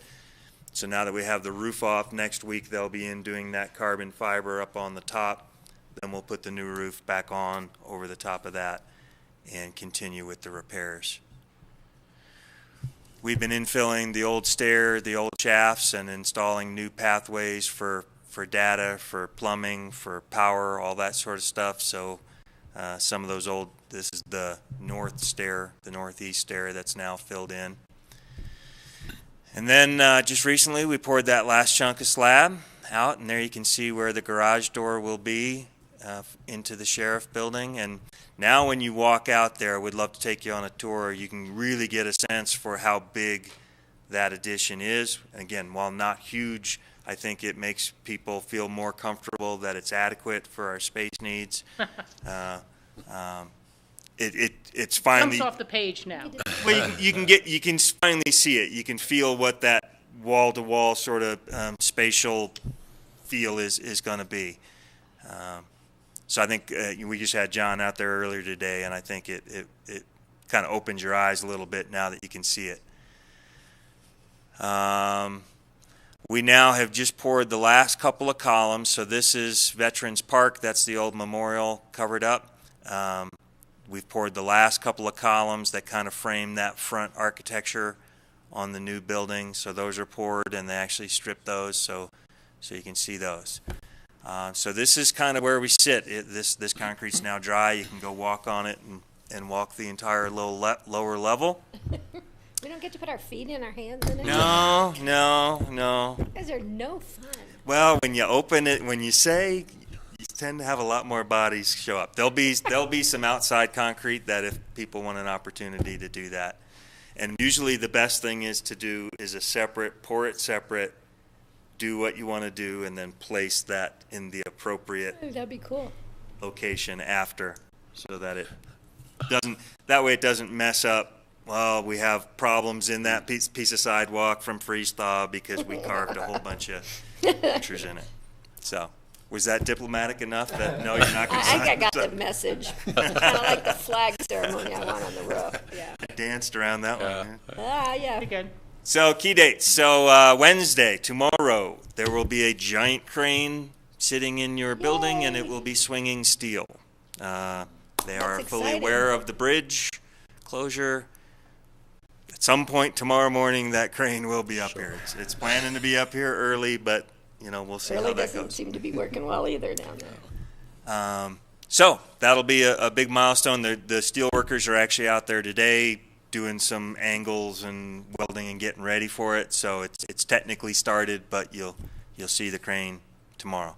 The steel won't swing ever over the jail or the courthouse or the courtyard off the jail. When it does swing, it'll swing out over the APD project just like theirs did. It's part of our joint effort. Their team and our team, we're all coordinated on that's the safest way for everybody to swing over that joint line, so it works out great. So we aren't aiming at knocking down any of their walls? No, so we can get a no. head start or anything? Nope, not at all. We are all getting along just peachy.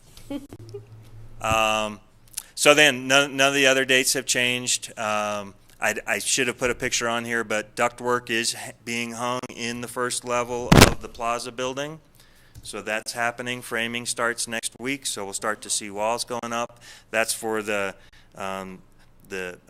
elections area and the evidence area for the sheriff down in the lower level. And then again, we'll see the post-tension slab starting, the repair happening next week. Concerns, we're still not 100% done with permits. While we have our full permit, we have change order stuff that's in there now that's just an ongoing sort of a dance that we do to make sure we're current. So we have some stuff in there now that we need it. And we just learned the other day that there's a storm drain out in the side of the jail that goes down the jail trail.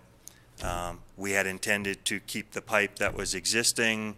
We needed to check that to make sure it was still solid. Turns out it was blocked in numerous places by tree roots to the point where it's just not worth even trying to keep it. So we're going to have to take that out. That may be a couple of more trees that have to get replanted, repurposed, because it's just that is a key component of our stormwater quality on this side of the courthouse and the jail. We have to get that path down to that new Rio Grande system.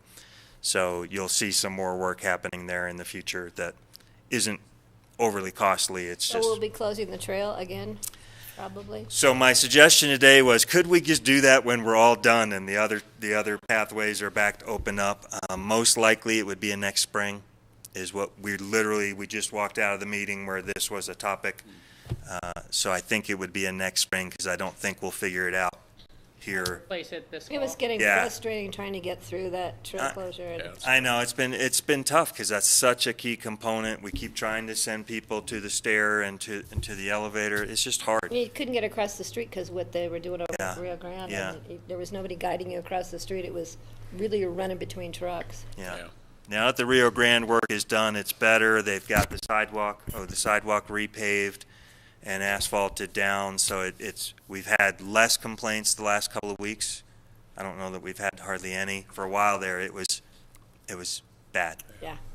I didn't complain. I just ran like heck through there. So budget-wise, really no changes. We're about the same. Our contingency is still very, very tight. We still continue to work. Every meeting we have a conversation about things that we can do to still be smart but save some dollars. So then, before we get to ambulance, any questions on the new sheriff admin building? When was the decision needed on the name for ordering nameplates again? Oh, yeah, I can update you on that. Okay. We had sent out internally through a, Survey Monkey to the employees and asked for their thoughts. We received 8 back. We looked at them the other day. John wasn't there. We have asked for another redo again to see if we can get a few more, and we'll get those back to you. We want to close that out by the end of this week and try to get at least a summary put together for you all to kind of take a look at. We not only did the building itself, but also all the public meeting rooms and tried to get some thoughts on those as well. And I believe that was a suggestion the board had mentioned. So we'll get those back to you and see where you want to go with it. We still have yet to see the Newman Center show up, but I know that that was There's Still suggested. time. I didn't vote. Isn't it the Newman Pavilion? So it's coming along. There's actually some really good suggestions. So we'll see. Yeah.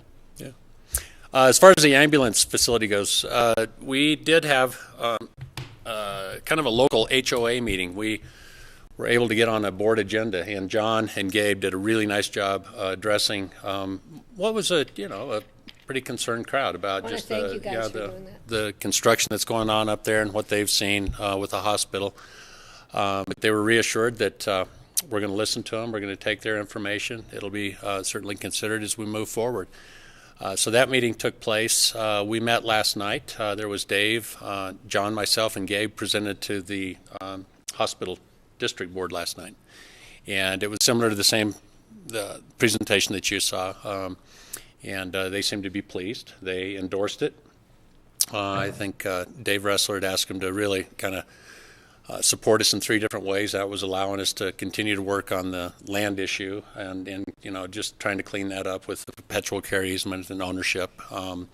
That they would support us, that they would support the project, endorse it, and then work together on what we do with the building after we vacate that. And I'll let John talk a little bit more about your thoughts on that meeting.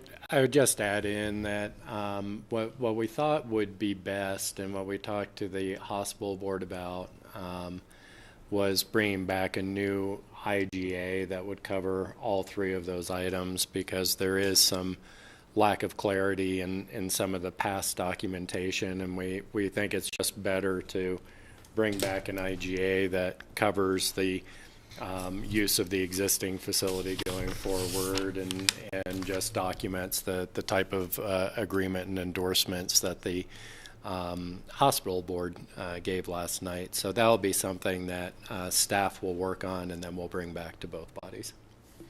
But it should basically document what we've been talking about. I don't think we should pass along the same sort of lack of clarity to future boards that we inherited. Well, we'll try and do a better job of it. Yeah. Thank you.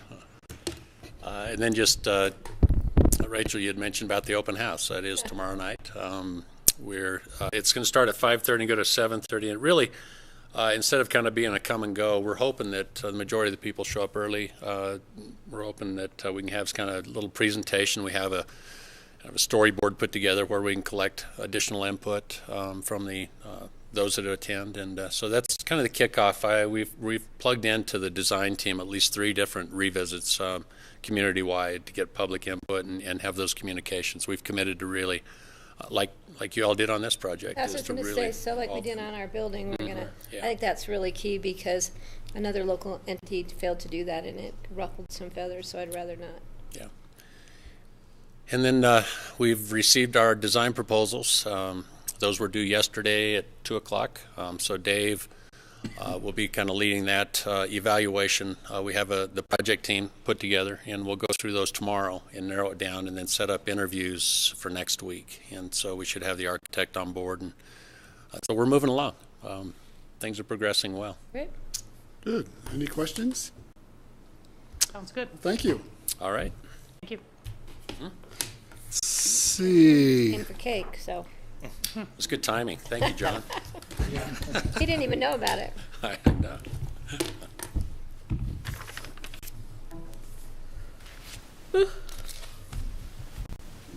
We're going to move on to an update on the Gary Carbondale Tenema. to Crested Butte Trail public process schedule. Let me plug it in.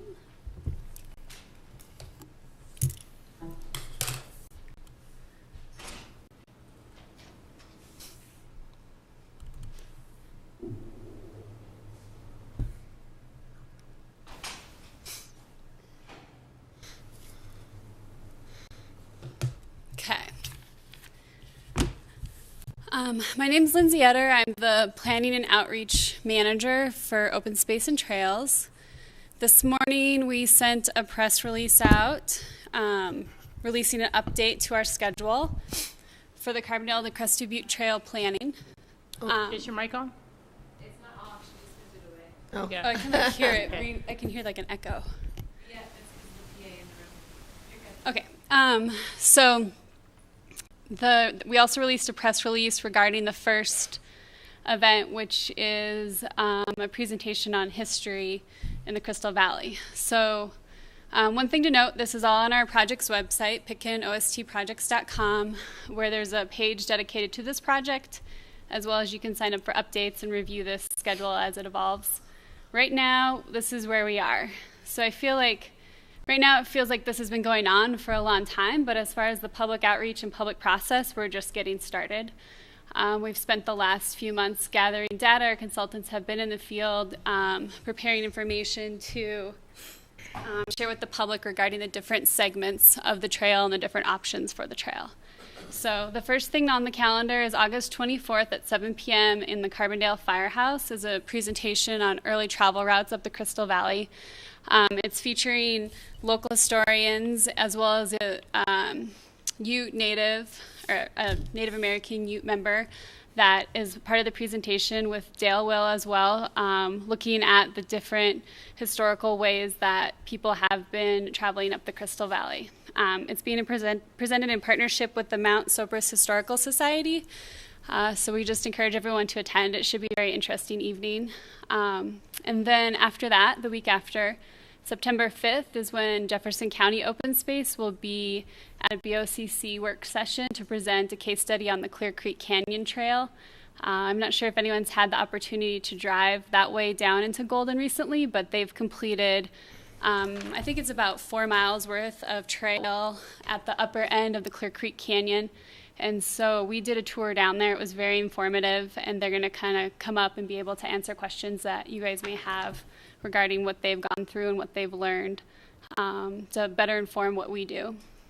The 6th and 7th are the next 2 open houses, and that's really September 6th and 7th, when that'll be the next opportunity the public has to start engaging on all the information that's been gathered around the different trail segments. Each of those open houses will be the same content, the same format. They'll start at 5:30 and have mainly our consultants give a presentation on what they've gone through as far as their process and the kind of overview and the data they've gathered. And then we'll break apart and have an open house format so that members of the public can ask specific questions, as well as we can answer any questions we can, and then get everything in writing, of course, their comments. So the first one is 5:30 to 7:30 at September 6th at the Redstone Inn, and then September 7th at the Carbondale Firehouse from 5:30 to 7:30. On the Crested Butte side, on the 18th, their staff is giving an update to their town council, and then we're working out dates for the updates to their commissioners and their trails committee.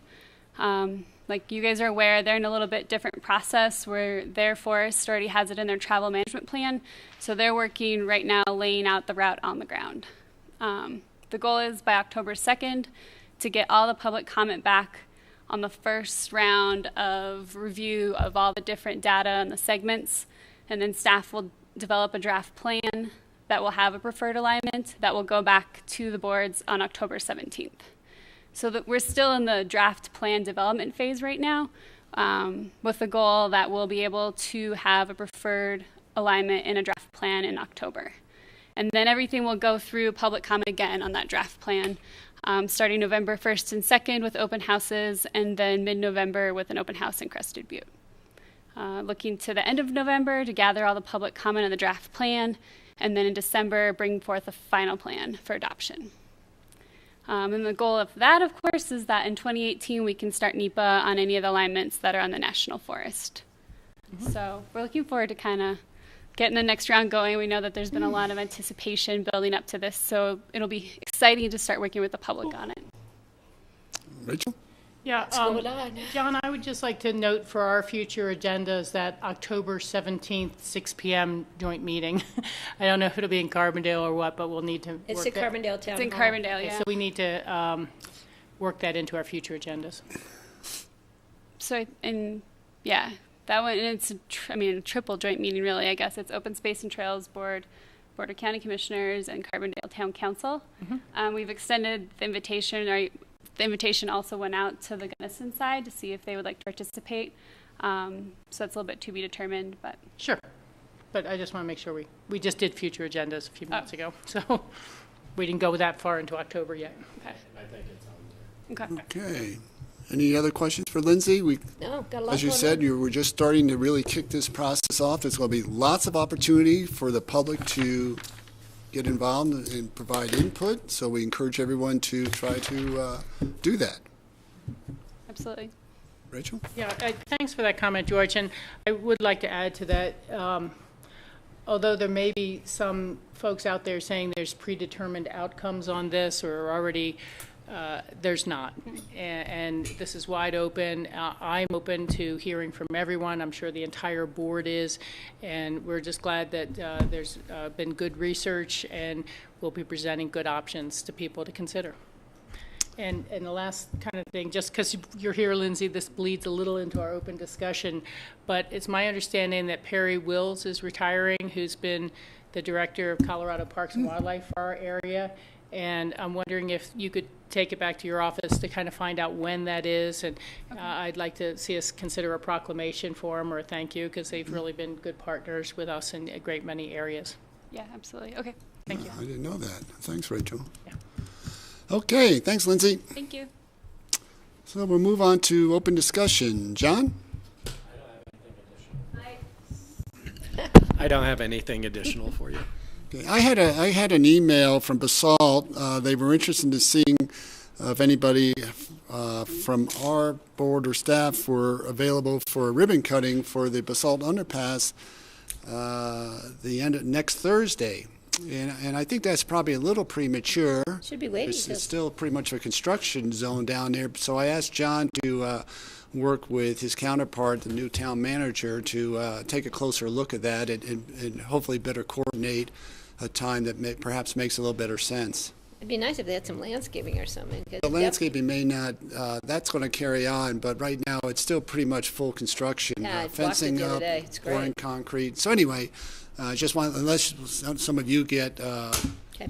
a phone call or email from BOCC regarding that tentative date, we're hoping that Yeah, I agree with you. It's a little early. we can maybe. find a date that, I know that that's the date. I'm away for CCI. Steve's away for the Senior Aging Council in I'm out of town. George's out of town. Thursday? But more than that, it's just, Not ready. yeah, I don't think it's ready. So anyway, John's going to BOCC, follow and then up. we have the It still is a major construction site, and I think it's too soon to do. Yeah. So anyway, so John will work with That's a town good idea. manager. Yeah. and Might be trying to get a little PR to get people using it more, but it's still, I would agree with your. It's great. Oh, it's getting used. Everyone's using it, which is great. And people love it. It's Yeah. really cool. In fact, they've taken, so it's getting used, but it isn't really Ready. ready for a ribbon cutting for a celebration, I don't think, anyway. Okay. Okay, other open discussion? Yeah, tomorrow, pickup times. I'll pick up the car tonight, pick you up at 8:30, or call you when I, Yeah, 8:30 My house? it would be good. I just like to give us a little extra time in case we need a I'll call you when restroom I leave stop my or house. something on the way. and then we'll meet Steve. So just- about About 8:45-ish or About later, a 9. little later. Yeah, if we leave here at 8:30, I'd say about a little before 9. a little before 9. Yeah, Okay. 8:50. Weather permitting, I'm gonna ride my bike down, so Just don't ride it on the trails. I can be reading the paper or something if I get there Just early. remind me eyes to open. pull in there, so don't let me forget. I'm going to go down with staff, down Valley staff, so. And then on the return, I need to be dropped off in Basalt because I'm taking Juliet Ely to Okay. lunch before she goes to college. That Okay. is no problem, but are any staff riding with us? Do we need to pick up any staff No, members? no, I'm riding with staff. Okay, okay. How are Just you wanted getting to there? be clear. Yeah. I'm not going with you. Well, Okay, so everyone's squared on that, so we'll, Get you a cake? other 8:30. open discussion topics. I don't have any. Okay, so, where are we? We We're are- early. Oh, we're really early, yeah. Yeah, So- can we get them here sooner, maybe? We'll take a 15-minute break, and hopefully we can Let me see if get we them can- in, coming in early. Yeah, that'd be great. that'd be nice.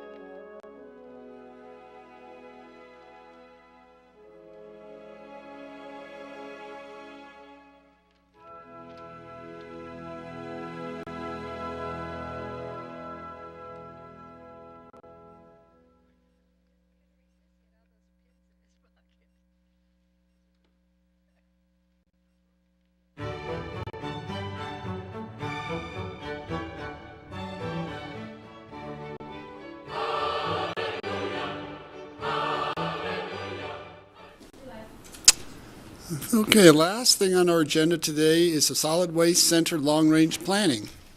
Great. I'm Brian Pettit. I'm the Public Works Director. Kathy Hall, the Solid Waste Manager, and we're here with Ryan Ellis.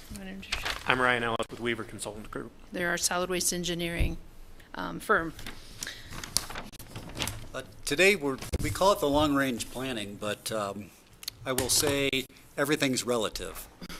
And I've worked here a while, and one of the common themes at the Solid Waste Center and the landfill is that we consistently talked about when the landfill was going to close.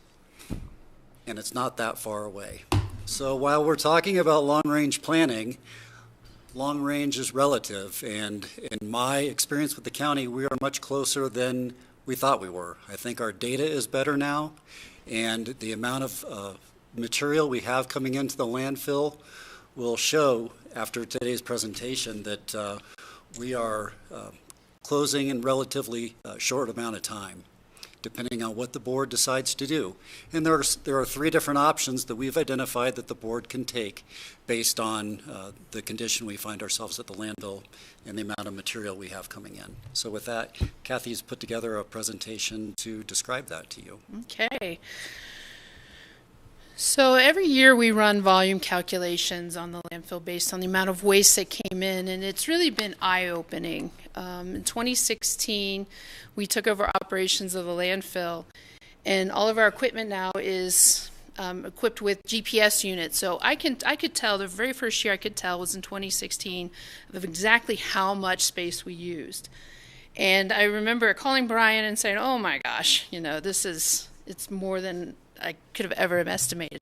And if you go out there and from month to month, you can see those lifts of trash just going up the hill. So we took a really close look, and we needed to figure out really how much life we do have left. How much is an expansion going to buy us? So in 2012, there was a volume report done that we have to do every 5 years for the state. It said we had 26 years of life left. Isn't necessarily wrong, but given that 59% of our waste last year was construction and demolition debris, 41% was just regular MSW, municipal solid waste. That is, 71% more waste coming in and being buried at the landfill than 2010. I mean, this is why we don't have 26 years of life left. We have considerably less. From 2016 alone to 2017, we have seen a 25% increase in trash from last year. Now, that has to do with a lot. We've seen a couple big hotels come down. The Sky Hotel alone was 3,030 cubic yards of material. That's the yearly trash worth of 3,000 people. So it took up quite a bit of space. So we really needed to start looking at why and want to explain why we don't have all the time left that we originally did. The economy's good. When the economy's good, people buy more stuff, they throw away more stuff, they tear down more houses, they tear down hotels, and that's what's causing the crunch in our airspace. So what we have, and this is based on flyovers, we do aerial surveys every other year. We just had one done a few weeks ago. So our current permitted space, we have 1,197,000 cubic yards left without the expansion. That's about 8 years till we fill up and would have to close. The expansion buys us 868,000 cubic yards. It's a little different from the AIS, but we were still crunching numbers. Ryan here was still crunching numbers late last week to get more specifics. So it is a little bit different. This is a moving target. The economy, if the economy keeps picking up and going great, it might be less in years of life left. If it slows down a bit, we might buy some more time. Kathy, how do you determine the cubic yards left on a flyover? How does that work? I'll let the engineer tell you. So we have a design that the state has approved for our final configuration of the landfill, and we can take the shape of the landfill today, and using computer-aided drafting, we can calculate the volume in between those two conditions.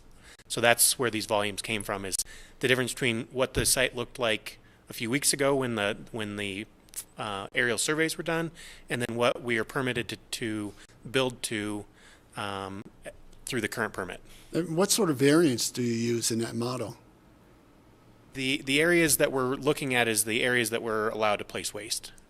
I may not understand your question quite right. Well, no, I mean, so there must be some variance in terms of that number, the cubic yards. Variance? The variance in terms Is of. it give or take 5%? Right. Something?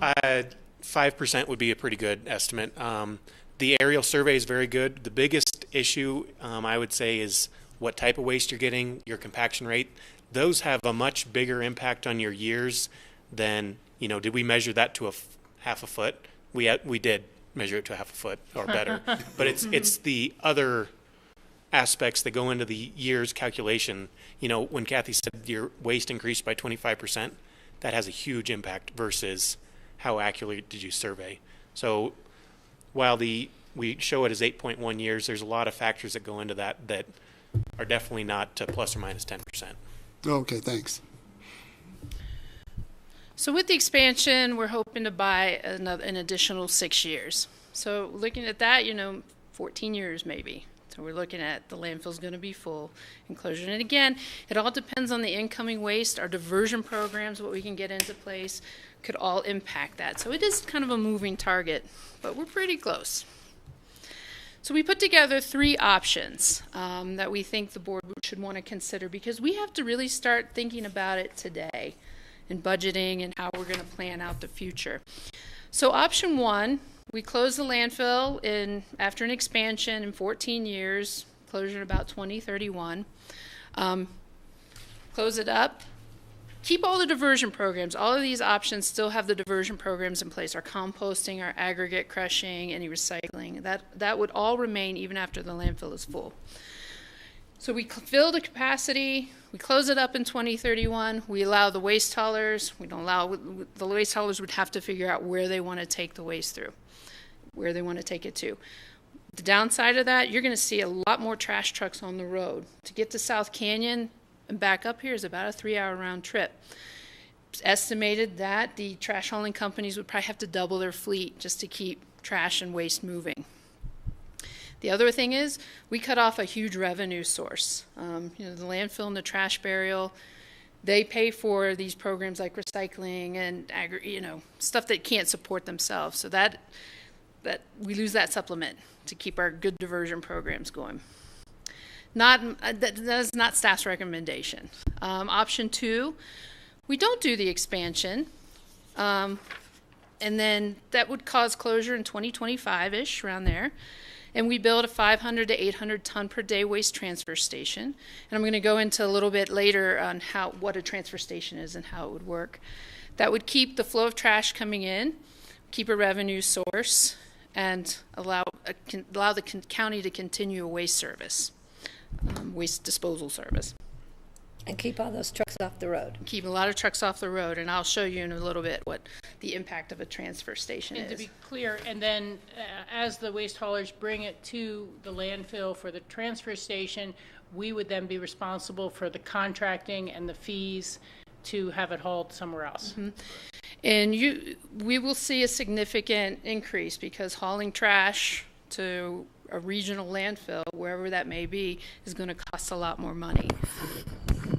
And in 2018, we will be bringing forward, Weaver Consultants Group is going to work with us, a very detailed waste transfer station plan that will show what we expect tipping fees to be when the transfer station's in place, how much it costs to build a transfer station, greenhouse gas impacts of taking trucks off the road or putting more trucks off the road. So there'll be a whole detailed comparison. We just didn't have that time or the data to do that right now. But in 2018, we'll bring that forward.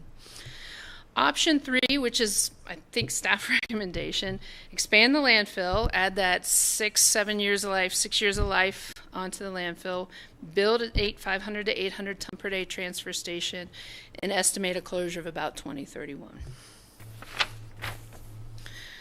So what the landfill expansion, I just want to give some more details. So it would add an additional 869,000 cubic yards of fill capacity and about 6 years of life.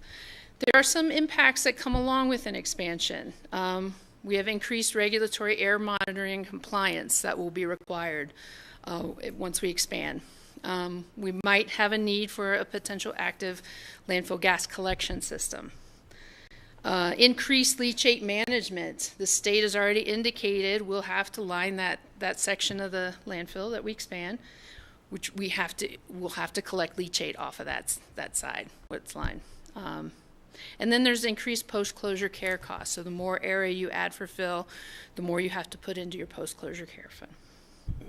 All very manageable and nothing unexpected. So waste transfer station. So this is typically what they look like. We would be looking at probably, and again, 10 to 12,000 square feet of space.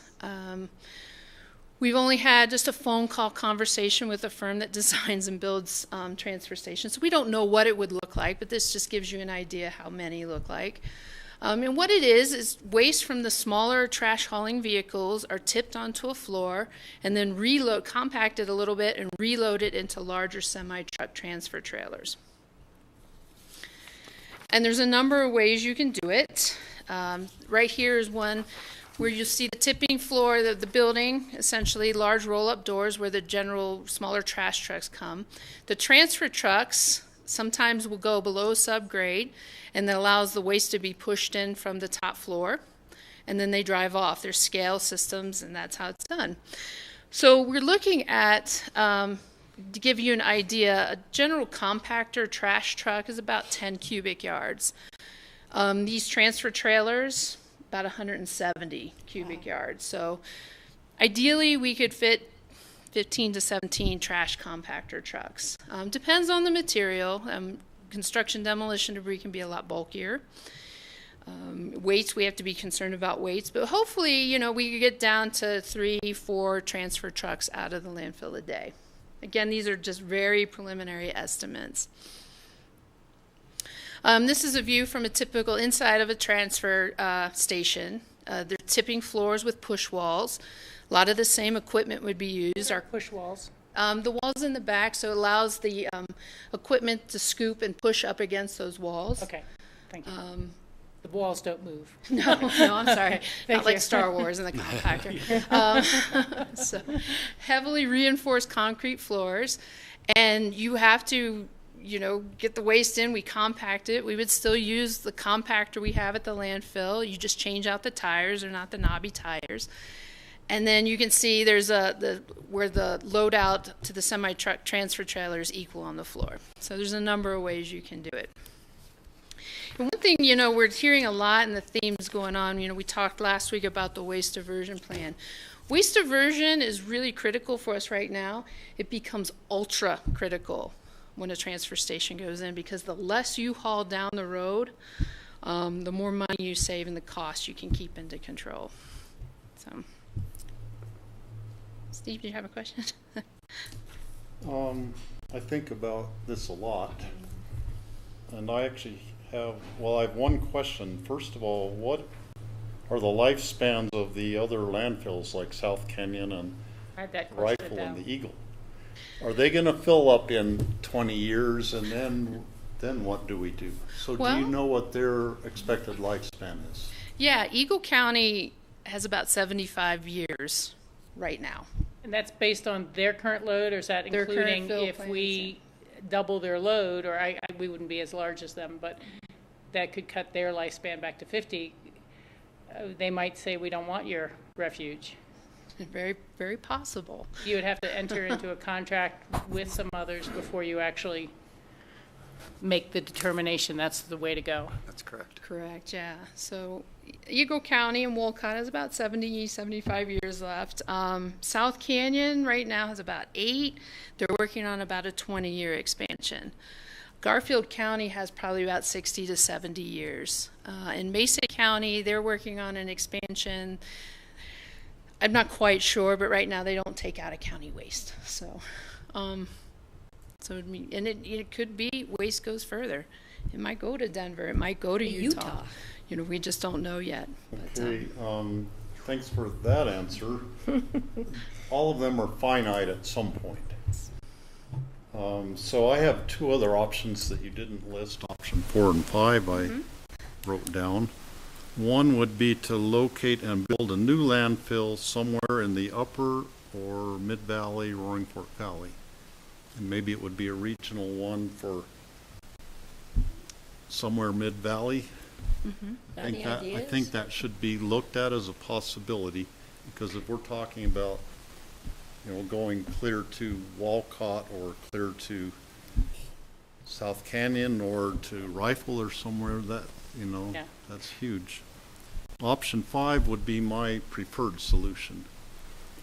If we're going to end up building a building like that anyhow, to me that is a MRF. We put in a conveyor system in there, all our trash coming in gets sorted out. All the metal and the glass goes one way, the paper goes another way. We have a huge composting thing. We end up with a little bit of stuff that needs to be landfilled, but very little. Perhaps it could involve a, you know, a burner that you would be generating electricity from. Incinerator. From a system. So it'd be a high-tech thing that's been done other places, but if we could extend the life of our landfill infinitely would really achieve zero waste, which to me would be, that's the goal we want to try to achieve. So I would have that as the 5th option. Yeah. And we should look at all the different options and, you know, compare prices and all the different effects on the community and whatnot. Yeah, I mean, I think those are great ideas. We need to keep on exploring ideas. I don't see availability of land in the Mid-Valley for landfill. But my question on the MRF, which makes perhaps a little more sense, is Eagle County has a MRF, but I understand it hasn't been very successful. I think it's more the economics of it. Yeah, and I knew originally they were hoping that we would be participating. I don't know if that impacted them negatively or not, but do you have any idea of the status of their MRF? So, you know, the trend when we switched to single stream where everything got conglomerated, that's why we had to cut out the Eagle County MRF. They've been unwilling to shift their operations to take single stream waste. Their decision.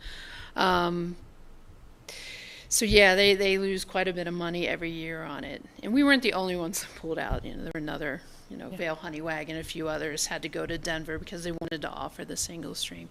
Their facility is fairly small. And when, you know, outside of a dual stream processing with the bottles, cans, paper, they can't do much more without a major expansion. And what is a MRF for the public? That's okay. We've been using the term. It is called the Materials Recovery Facility. So that's where they process recycling, sort and process recycling. And I know Kathy has a longer presentation to go through, but I want to make clear that what Steve's talking about and what Eagle County's doing are two different things. One is a recycling facility for mixed recyclables. What you're talking about is to take in trash and separate trash and municipal solid waste from other items. That's a whole different program. That's not what Eagle County's doing at all. Yeah. Yeah. It's more like what Waste Management is doing over in the Denver area. Franklin Street, yeah. Their facility there. Yeah, and what they're called is called a dirty MRF. So everything comes in and they sort. And we talked about the waste to energy option. We left it off of this presentation because for our facility, our size, the technology isn't there yet. But it's still something we wouldn't knock off the table today. It's just we keep an eye on it. That's certainly a possibility. And then for sorting, particularly construction demo, you know, their technology's coming out where it's fairly automated sorting construction demo debris. And if we can get a handle on kind of what's coming in, community development, see where our diversion programs go over the next 2 to 3 years, it might be a possibility that we could do some type of C&D sorting. Could we say no to C&D? It's another question on my list. So you say no, where does it go? It goes down Well, Valley you know to what? Canyon. Maybe that's a trade-off we make, and we send it somewhere else so we don't have to look at closing our landfill in 14 years. And we're going to talk, and coming up at the end, you know, we're in the 2018 budget. We're looking at raising C&D rates significantly. I think looking at a way to sort it is something we need to definitely keep on the table. But I wouldn't necessarily say I was against looking at not accepting it. And I just add, I think the purpose of today's meeting is really the dialogue. We're not looking for a decision from you guys, because to the point that you just brought up, Patty, I think there's a philosophical question that you all need to be wrestling with about, how much do we deal with our own waste generated within the county versus pushing it out? What is our timing of that? There's a lot of questions that you guys are going to be faced with. In the meantime, staff is going to need to be making sure that financially and such, we're in a position so that you have choices going forward, because we are in a position where we're going to have to do something different in a relatively short period of time. The question I have back on the expansion. So given a fairly limited length of time that's going to really address the landfill, the economics still works in favor of doing the landfill in terms of the cost, setting it up, and also the post-closures. We're still, it still makes that economically viable. Right. And I don't have the exact numbers, but the revenue generated from filling the trash will certainly pay for constructing the liner, and then, the post-closure care and the air monitoring, the additional regulatory is pretty minimal compared to what the revenue would come in for that fill space. Oh, and was that when we first talked about having that expansion, that time frame, has that changed? Was it originally 8 to 10 years, and now it's 5 to 6 years, based on the current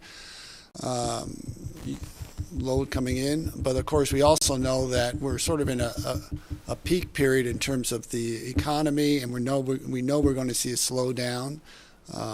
This is a lot of sort of things that have been approved and permitted and sitting for years, and just happen to a lot of things are just coming together right now. But I suspect as we watch this over the next couple of years, we would see as a dip again. You're correct, George. That timing has gone down from 8 to 10 to what it is today. Yeah. Thanks, Rachel. Yeah, just kind of building on some others' comments and the fact that this is a dialogue, and I see this as more us putting out our questions to be answered to make further decisions or continue to refine things. I also had that question on my list of I'd love to see the cost-benefit analysis of the expansion. Just, how long, for how much, and the closure costs. And then, of course, I think the biggest consideration there is going to be the public savings of dollars, because they're not paying the extra hauling fee at that point. But I think that that's something, I see this as a process that as we get our own questions on the table and get those questions answered or potentials, we really will then be doing an awful lot of community outreach. And I see that happening really early as opposed to not early, because people need to understand what this cost differential will be. You all already mentioned that you hope with some of the future reporting to understand the potential impact on tipping fees and the cost. Again, understanding they'd be estimates, it's really hard to look that far into the future. But I think that as we take this public, it's important for the residents to understand that, your monthly fee might be $25 now, it might be $60.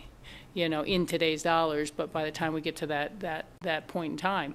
And yeah, I think that would drive far more community response to participating in the composting, participating in the recycling, participating, because you can see that there's a benefit the more we all chip in and do our share. So I really see us kind of prepping to get to that step of ACRA presentation, Town Snowmass Village presentation, anyone who's currently a user, and working with our haulers. To Patty's question, I had as well, what would excluding C&D waste do to the life of the landfill, and what would it do to the budget of the landfill? And I think that's the real difference there, is it's not just the life, it's how do we budget from there. And again, I know you have these numbers, but it's not necessarily what we're looking at today of what has already been saved for the closure and what do we think we need to save for the closure. And so then you have your closure numbers here. Your next set of numbers is the cost of the transfer station, on top of that. So, or the cost of a dirty MRF, so we can look at all of those compared to, as we set tipping fees, as we look at, that way we can look beyond 2018 budget, in my mind, of what we're setting tipping fees for. Maybe they slowly ramp up. Maybe it's more direct earlier on. I think it could very well be that this has been done, and I'm not sure if it was done for the entire landfill, but that concept of excavating and reprocessing existing waste, have we looked at those? Will that gain us much life? Were earlier things buried that weren't reprocessed down to their minimum? Or have we already done that for 85% of the landfill, and that would be a wild goose chase? It wouldn't really get us anything. But I think we should take a small look at that. Let's see. And the question was already asked about what is the life of the other regional facilities and what sort of contracts or negotiations, discussions we would need with those. And I guess the final thing is just a concept that a friend forwarded to me after our last landfill discussion, and that is, and as I know, we're trying to set up a facility for a more reuse, recycle type of facility, but to potentially connect that with the existing Roaring Fork Swap website that's very active in the valley, but you need someone to be able to say this is available now at the landfill in this storage area. And right now we have a missing piece, which is the storage facility and how people get it in. But rather than do our own quote website, on that, how do we utilize existing ways that the community is already talking to each other really clearly, and there might be a way to get, more of that diversion earlier on by bringing that into play sooner. You've got, you have more presentation at this point. Why don't we let Kathy continue the presentation so we can see what else is going on here. So now we're going to get into, we have a very graphical visual of how the landfill is filling over the next, so we can all see, and then what's going to go into place kind of as the years progress. So Ryan, you want to? Sure. So what you see here is the aerial image and the topography that was just recently surveyed a couple weeks ago. The imagery was draped over the topography to kind of show it in more of a realistic fashion, but it may be hard for you guys to pick out individual, exactly what we're looking at. And about how many acres is the landfill area now? Permitted fill space is about 35. Okay, so we're looking at about, and then the total land mass is about 260, I believe, in our C&D, that the total it's not permitted for trash. Right. Is what we no, I'm just wondering because of Steve's concept of looking for another site. It's good to have an idea what you'd even be talking about. We're in a canyon, so it's right. So we're looking more or less from the east to the west. Kathy's highlighting the main road, the Highway 82. And then you can see the access road cutting through the hillside, getting up to the top. And now we're looking at the facility area. And then the area in between the two native side slopes is where the landfill is, where the waste is being placed. So the first slide is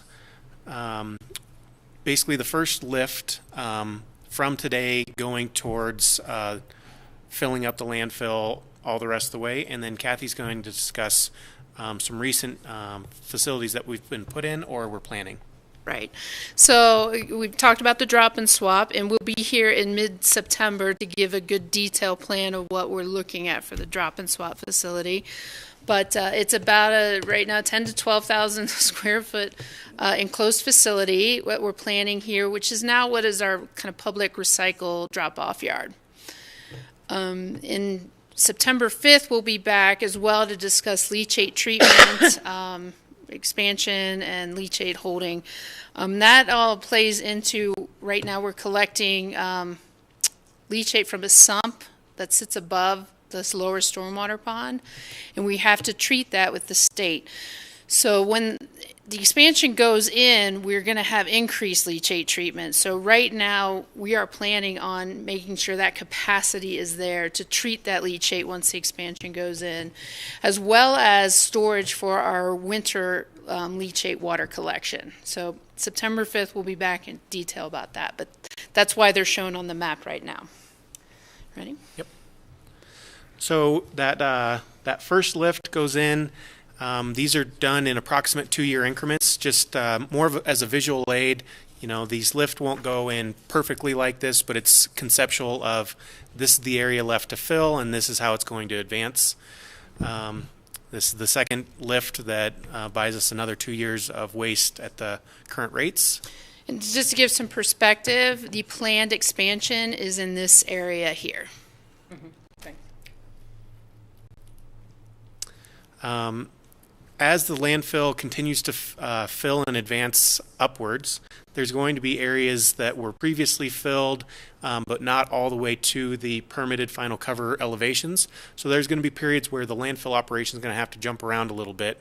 And it's not going to be as easy as filling all in one location. So you could see that last fill sequence was quite larger, but it meant that the landfill operations were having to jump around a bit. This slide, you can see the right-hand corner is blue, and then up on top is blue as well. This is the first time we're actually into the expansion area on the right-hand side. One benefit of the expansion area is that the top area where composting and aggregate processing is conducted will get larger, so they'll have more capacity.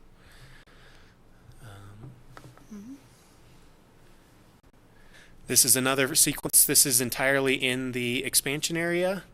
I don't know what else I have to say. Yeah, that's right. The transfer station. The transfer station is planned to come in before the landfill has exhausted all of its airspace. The last bit of filling is going to be very tedious. The trucks that come and collect the waste from the customers will not be able to access all these nooks and crannies at the landfill that we need to fill. So we're going to need a way to haul out waste to another landfill or whatever the option ends up being while we're trying to finalize the waste placement. And then that very top is the final bit of filling. Sorry, the colors aren't so great. They look a lot better on the screen, on the computer screen. They look great over there on that screen. Yeah. Yeah, that looks nicer. Like I said, the top area will get larger, allowing for more compost and aggregate processing capability. That last bit of filling will be challenging to maintain compost activities and aggregate processing when you're trying to landfill in the same location.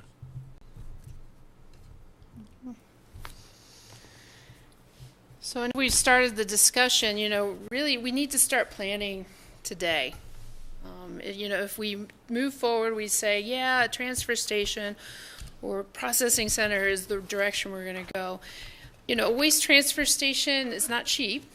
I mean, right now, and again, very rough estimates, we haven't done any bidding or design, but it's about $8 million. And so we probably need to start thinking about raising at least construction and demolition debris tipping fees in 2018. And then start incrementally building them up to help support pay for this. I'm supportive of just focusing on C&D. The waste diversion plan, which we discussed last week, could build in a tiered approach. Maybe by 2019 we could have a tiered approach where, hey, you get so much at this rate, you exceed that on your demo project, you jump up to the next tier. That's a possibility as well. So we need to start thinking about saving it. That's why I'm a fan of the expansion. It buys us more time to get money into our fund balance to be ready in 10 years to build this transfer station. Post-closure care costs, to answer Rachel's question, we are funded where we should be, so we're all good there. And then plus build other facilities such as the drop and swap. I guess what I would like to add is, for the board, we can make work financially whatever the vision is for waste transfer in Pickens County. So this is an opportunity for us to create a vision for how we handle solid waste, municipal solid waste in the upper Roaring Fork Valley, and then we'll back into what the financial model would need to be over the next 15 to 20 years in order to allow that to happen. So this is just the initial cut at it. We will talk about this more in depth as we move forward. Patty, one sec. On the trucks that would be utilizing the transfer stations, we're talking about fairly large vehicles, large tonnage. What's the impact, if any, on our roads, Brian? Can they get up and down the road? Yes, they will be able to get up and down the road. They are legal. They will have to meet CDOT standards for legal hauling, just like any concrete truck or hauling truck today. I think that, we have large tankers that haul fuel up and down the valley. Those likely weigh more than these trucks would. All right. City Patty? Market. Patty? And also, Yeah. sorry. You go ahead. We are utilizing transfer trucks to transfer out recycling. Oh, currently? Waste management, so Okay. it's the same concept. They won't, a truck filled with trash weighs a lot more than a Right. recycling truck, but yeah, it's the same truck. Okay. So I'm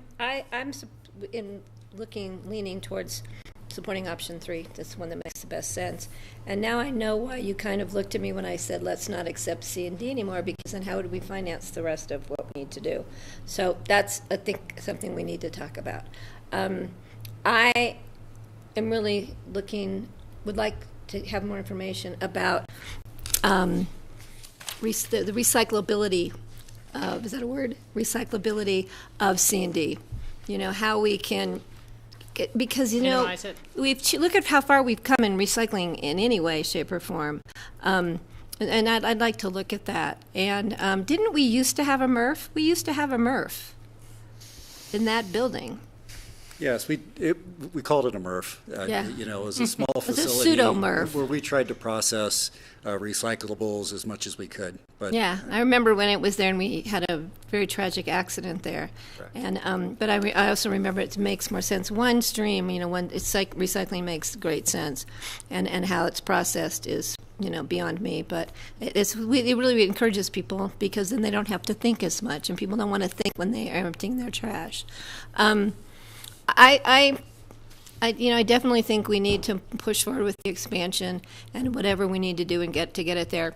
And I think the drop and swap, is that what we're calling it? It is something we've been talking about for years, and we need to get that done, because it helps everybody. It helps the person who's doing the demolition, and it helps the person who wants to build a small addition or put in new windows or doors or siding. So I think that's the direction that we need to go. Great, thank you. Steve? Several other thoughts. I think we should look at what is being done other places for models on what we could potentially do. So I would look to Boulder County, which has a demolition or some sort of an ordinance about requiring deconstruction or something like that. I don't know exactly what they did, but let's find out. I think we're looking at that with ComDev. Morgan right now. County compresses all of their waste into blocks, and then they store them until they can put them outside, and then they put all these blocks right together and can cover them all at one time. And they did that because of wind, but I think they probably save a huge amount of space also in their landfill.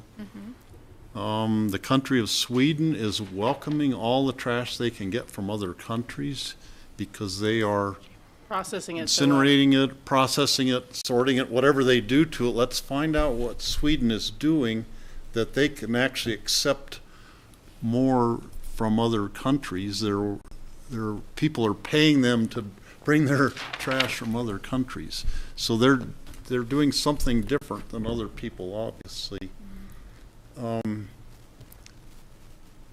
Whatever we end up doing, I would rather do it sooner than later, even before we do the expansion area, which would cost us, I can't remember now how many $1 million to do our expansion area. If we could get whatever system we're going to do, before we do the expansion area and perhaps save a huge amount of money that will only extend the landfill for 6 more years. So just some more thoughts. The city of Aspen has their climate action plan, which there's a meeting day after tomorrow, and one whole section of that is on waste diversion or landfill kind of issues.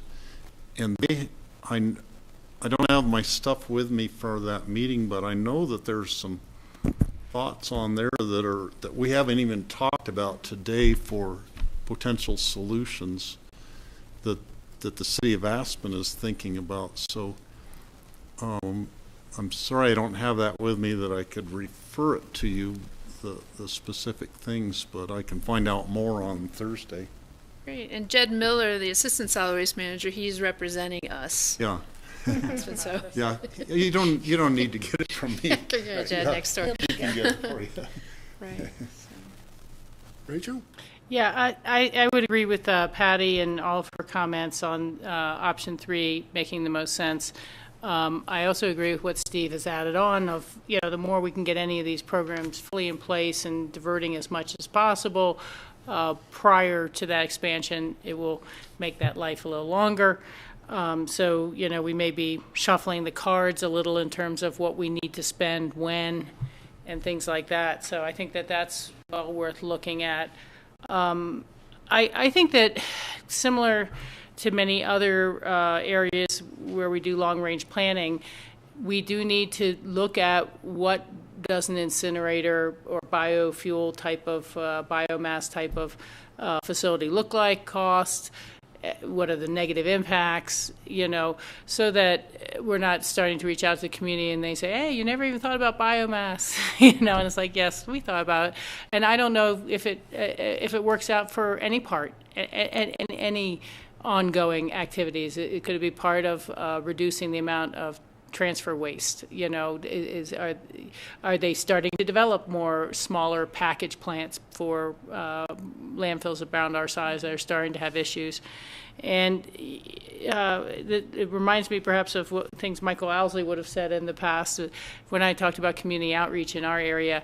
I think there's a regional dialogue to be had here as well, especially if the potential exists that these waste haulers have to make contracts with out-of-region haulers. If that's been depended upon and then those contracts don't come to pass, it would be quite a shock and wake-up call for everybody. I mean, I literally, reading this memo last night, thought, gosh, what would happen if there was no place to take your trash? How quickly would it pile up? What would people do? And so put it on a boat to swim. I think that I guess what I'm saying is we really can't take anything for granted, and it may end up as a community needing to invest in somebody else's landfill for their expansion to go along with their contract. It just might be like that they'll say, we'd be happy to take it, but not unless, and it might be worth it for us to do that.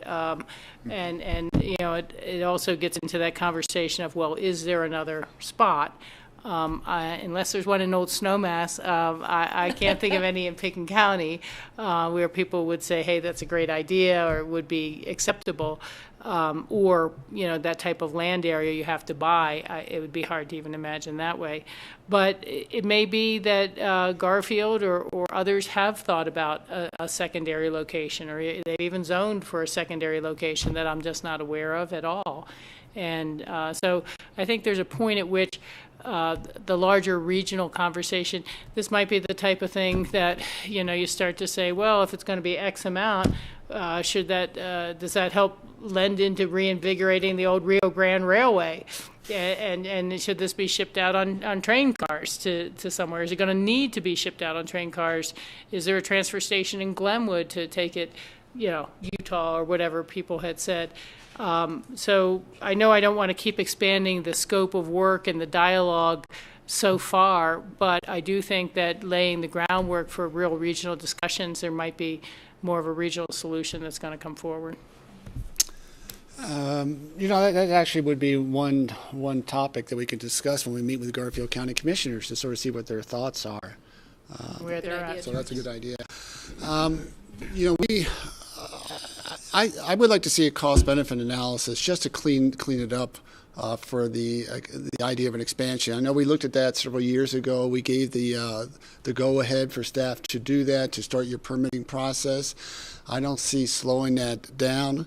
I don't see actually waiting on a lot of these other options. I think because that's going to take some time anyway. So I would like to see, as long as the cost-benefit analysis comes out strongly in our favor, to move ahead with that expansion. That the transfer station. I always think about if you live in New York City, where does that trash go? The Atlantic Ocean. Yeah, so they're out on boats, right? I mean, we don't have a problem. They've got a problem. But so they're transferring, whether it's large or for Pickens County small. I think we need to look at pursue the idea of a transfer station. When you look at trying to adjust your C&D costs, of course, those costs will get pushed onto the developer or the private individual. But I would like to see different ideas, whether you just do an increase, and I know we looked at that a couple of years ago to stay competitive. Maybe we don't need to stay as competitive, or your idea, Kathy, in terms of a different, what's the word I want? Tiers. A tier system. I think that might make a lot of sense if we're trying to look at a incentive.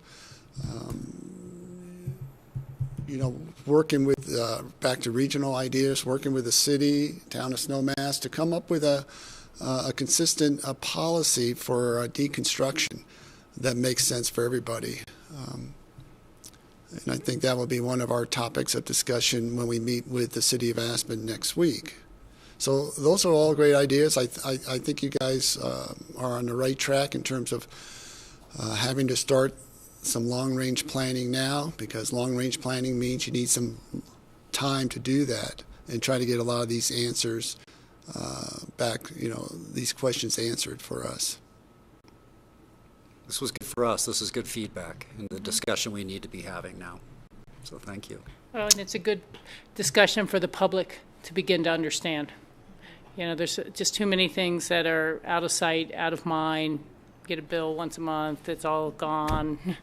Just turn on the water. Hey, doesn't matter what river it came from, Yeah, well, it's not a very glamorous topic. We're not talking about building public buildings or trails or airports. It's a landfill. It's trash. Pretty cool. Yeah. So we need a little more trash talk. Yeah, thank there you. There you go. One small topic that I forgot to add in is having the ability to accept a small portion of your waste that is kind of these special one-off waste, like smuggler soils. It's great stuff. Take all you want. Well, it's just if you no longer have landfill space, you have to find somebody that can also take that, or somebody has to deal with that. So leaving a portion of the landfill dedicated to special waste would be something to consider. I think it's definitely something to consider. I thought of that too. I'm so glad you mentioned it, but it was in terms of large pet burial. And we may want to maintain some ability for folks to bury their pets at the landfill after formal closure. Mm-hmm. So that would be another thing to consider. Steve? A friend of ours said the other day that, the county keeps saying that the landfill's going to be all used up in so many years, and then that figure has kept getting expanded out and out into the future. And he took it to mean that, we're sort of crying wolf right now on that. But if you look at the numbers you're giving us, I believe the numbers you're giving us, and I think, our days are limited unless we do something radically different. Mm-hmm. Our landfill, I think this time we can see the light at the end of the tunnel. It's coming quickly. Yeah, and I would say, you know, when I first started on the board 9 years ago, at that point the landfill projection was around 25 years. And so minus 9, 25, you're right at 14. Right. So. Yeah, it was something that they keep pushing out, and guess what? By the way, it's been pushed out. But I think Steve's making a great point about that public dialogue and discussion. And that would be a question I would ask if I was at an open house, to say, well, wait a second, why did it change? How did it change from 10 years ago to this year? Was it under different management and they weren't really fully assessing it? It was being ballparked?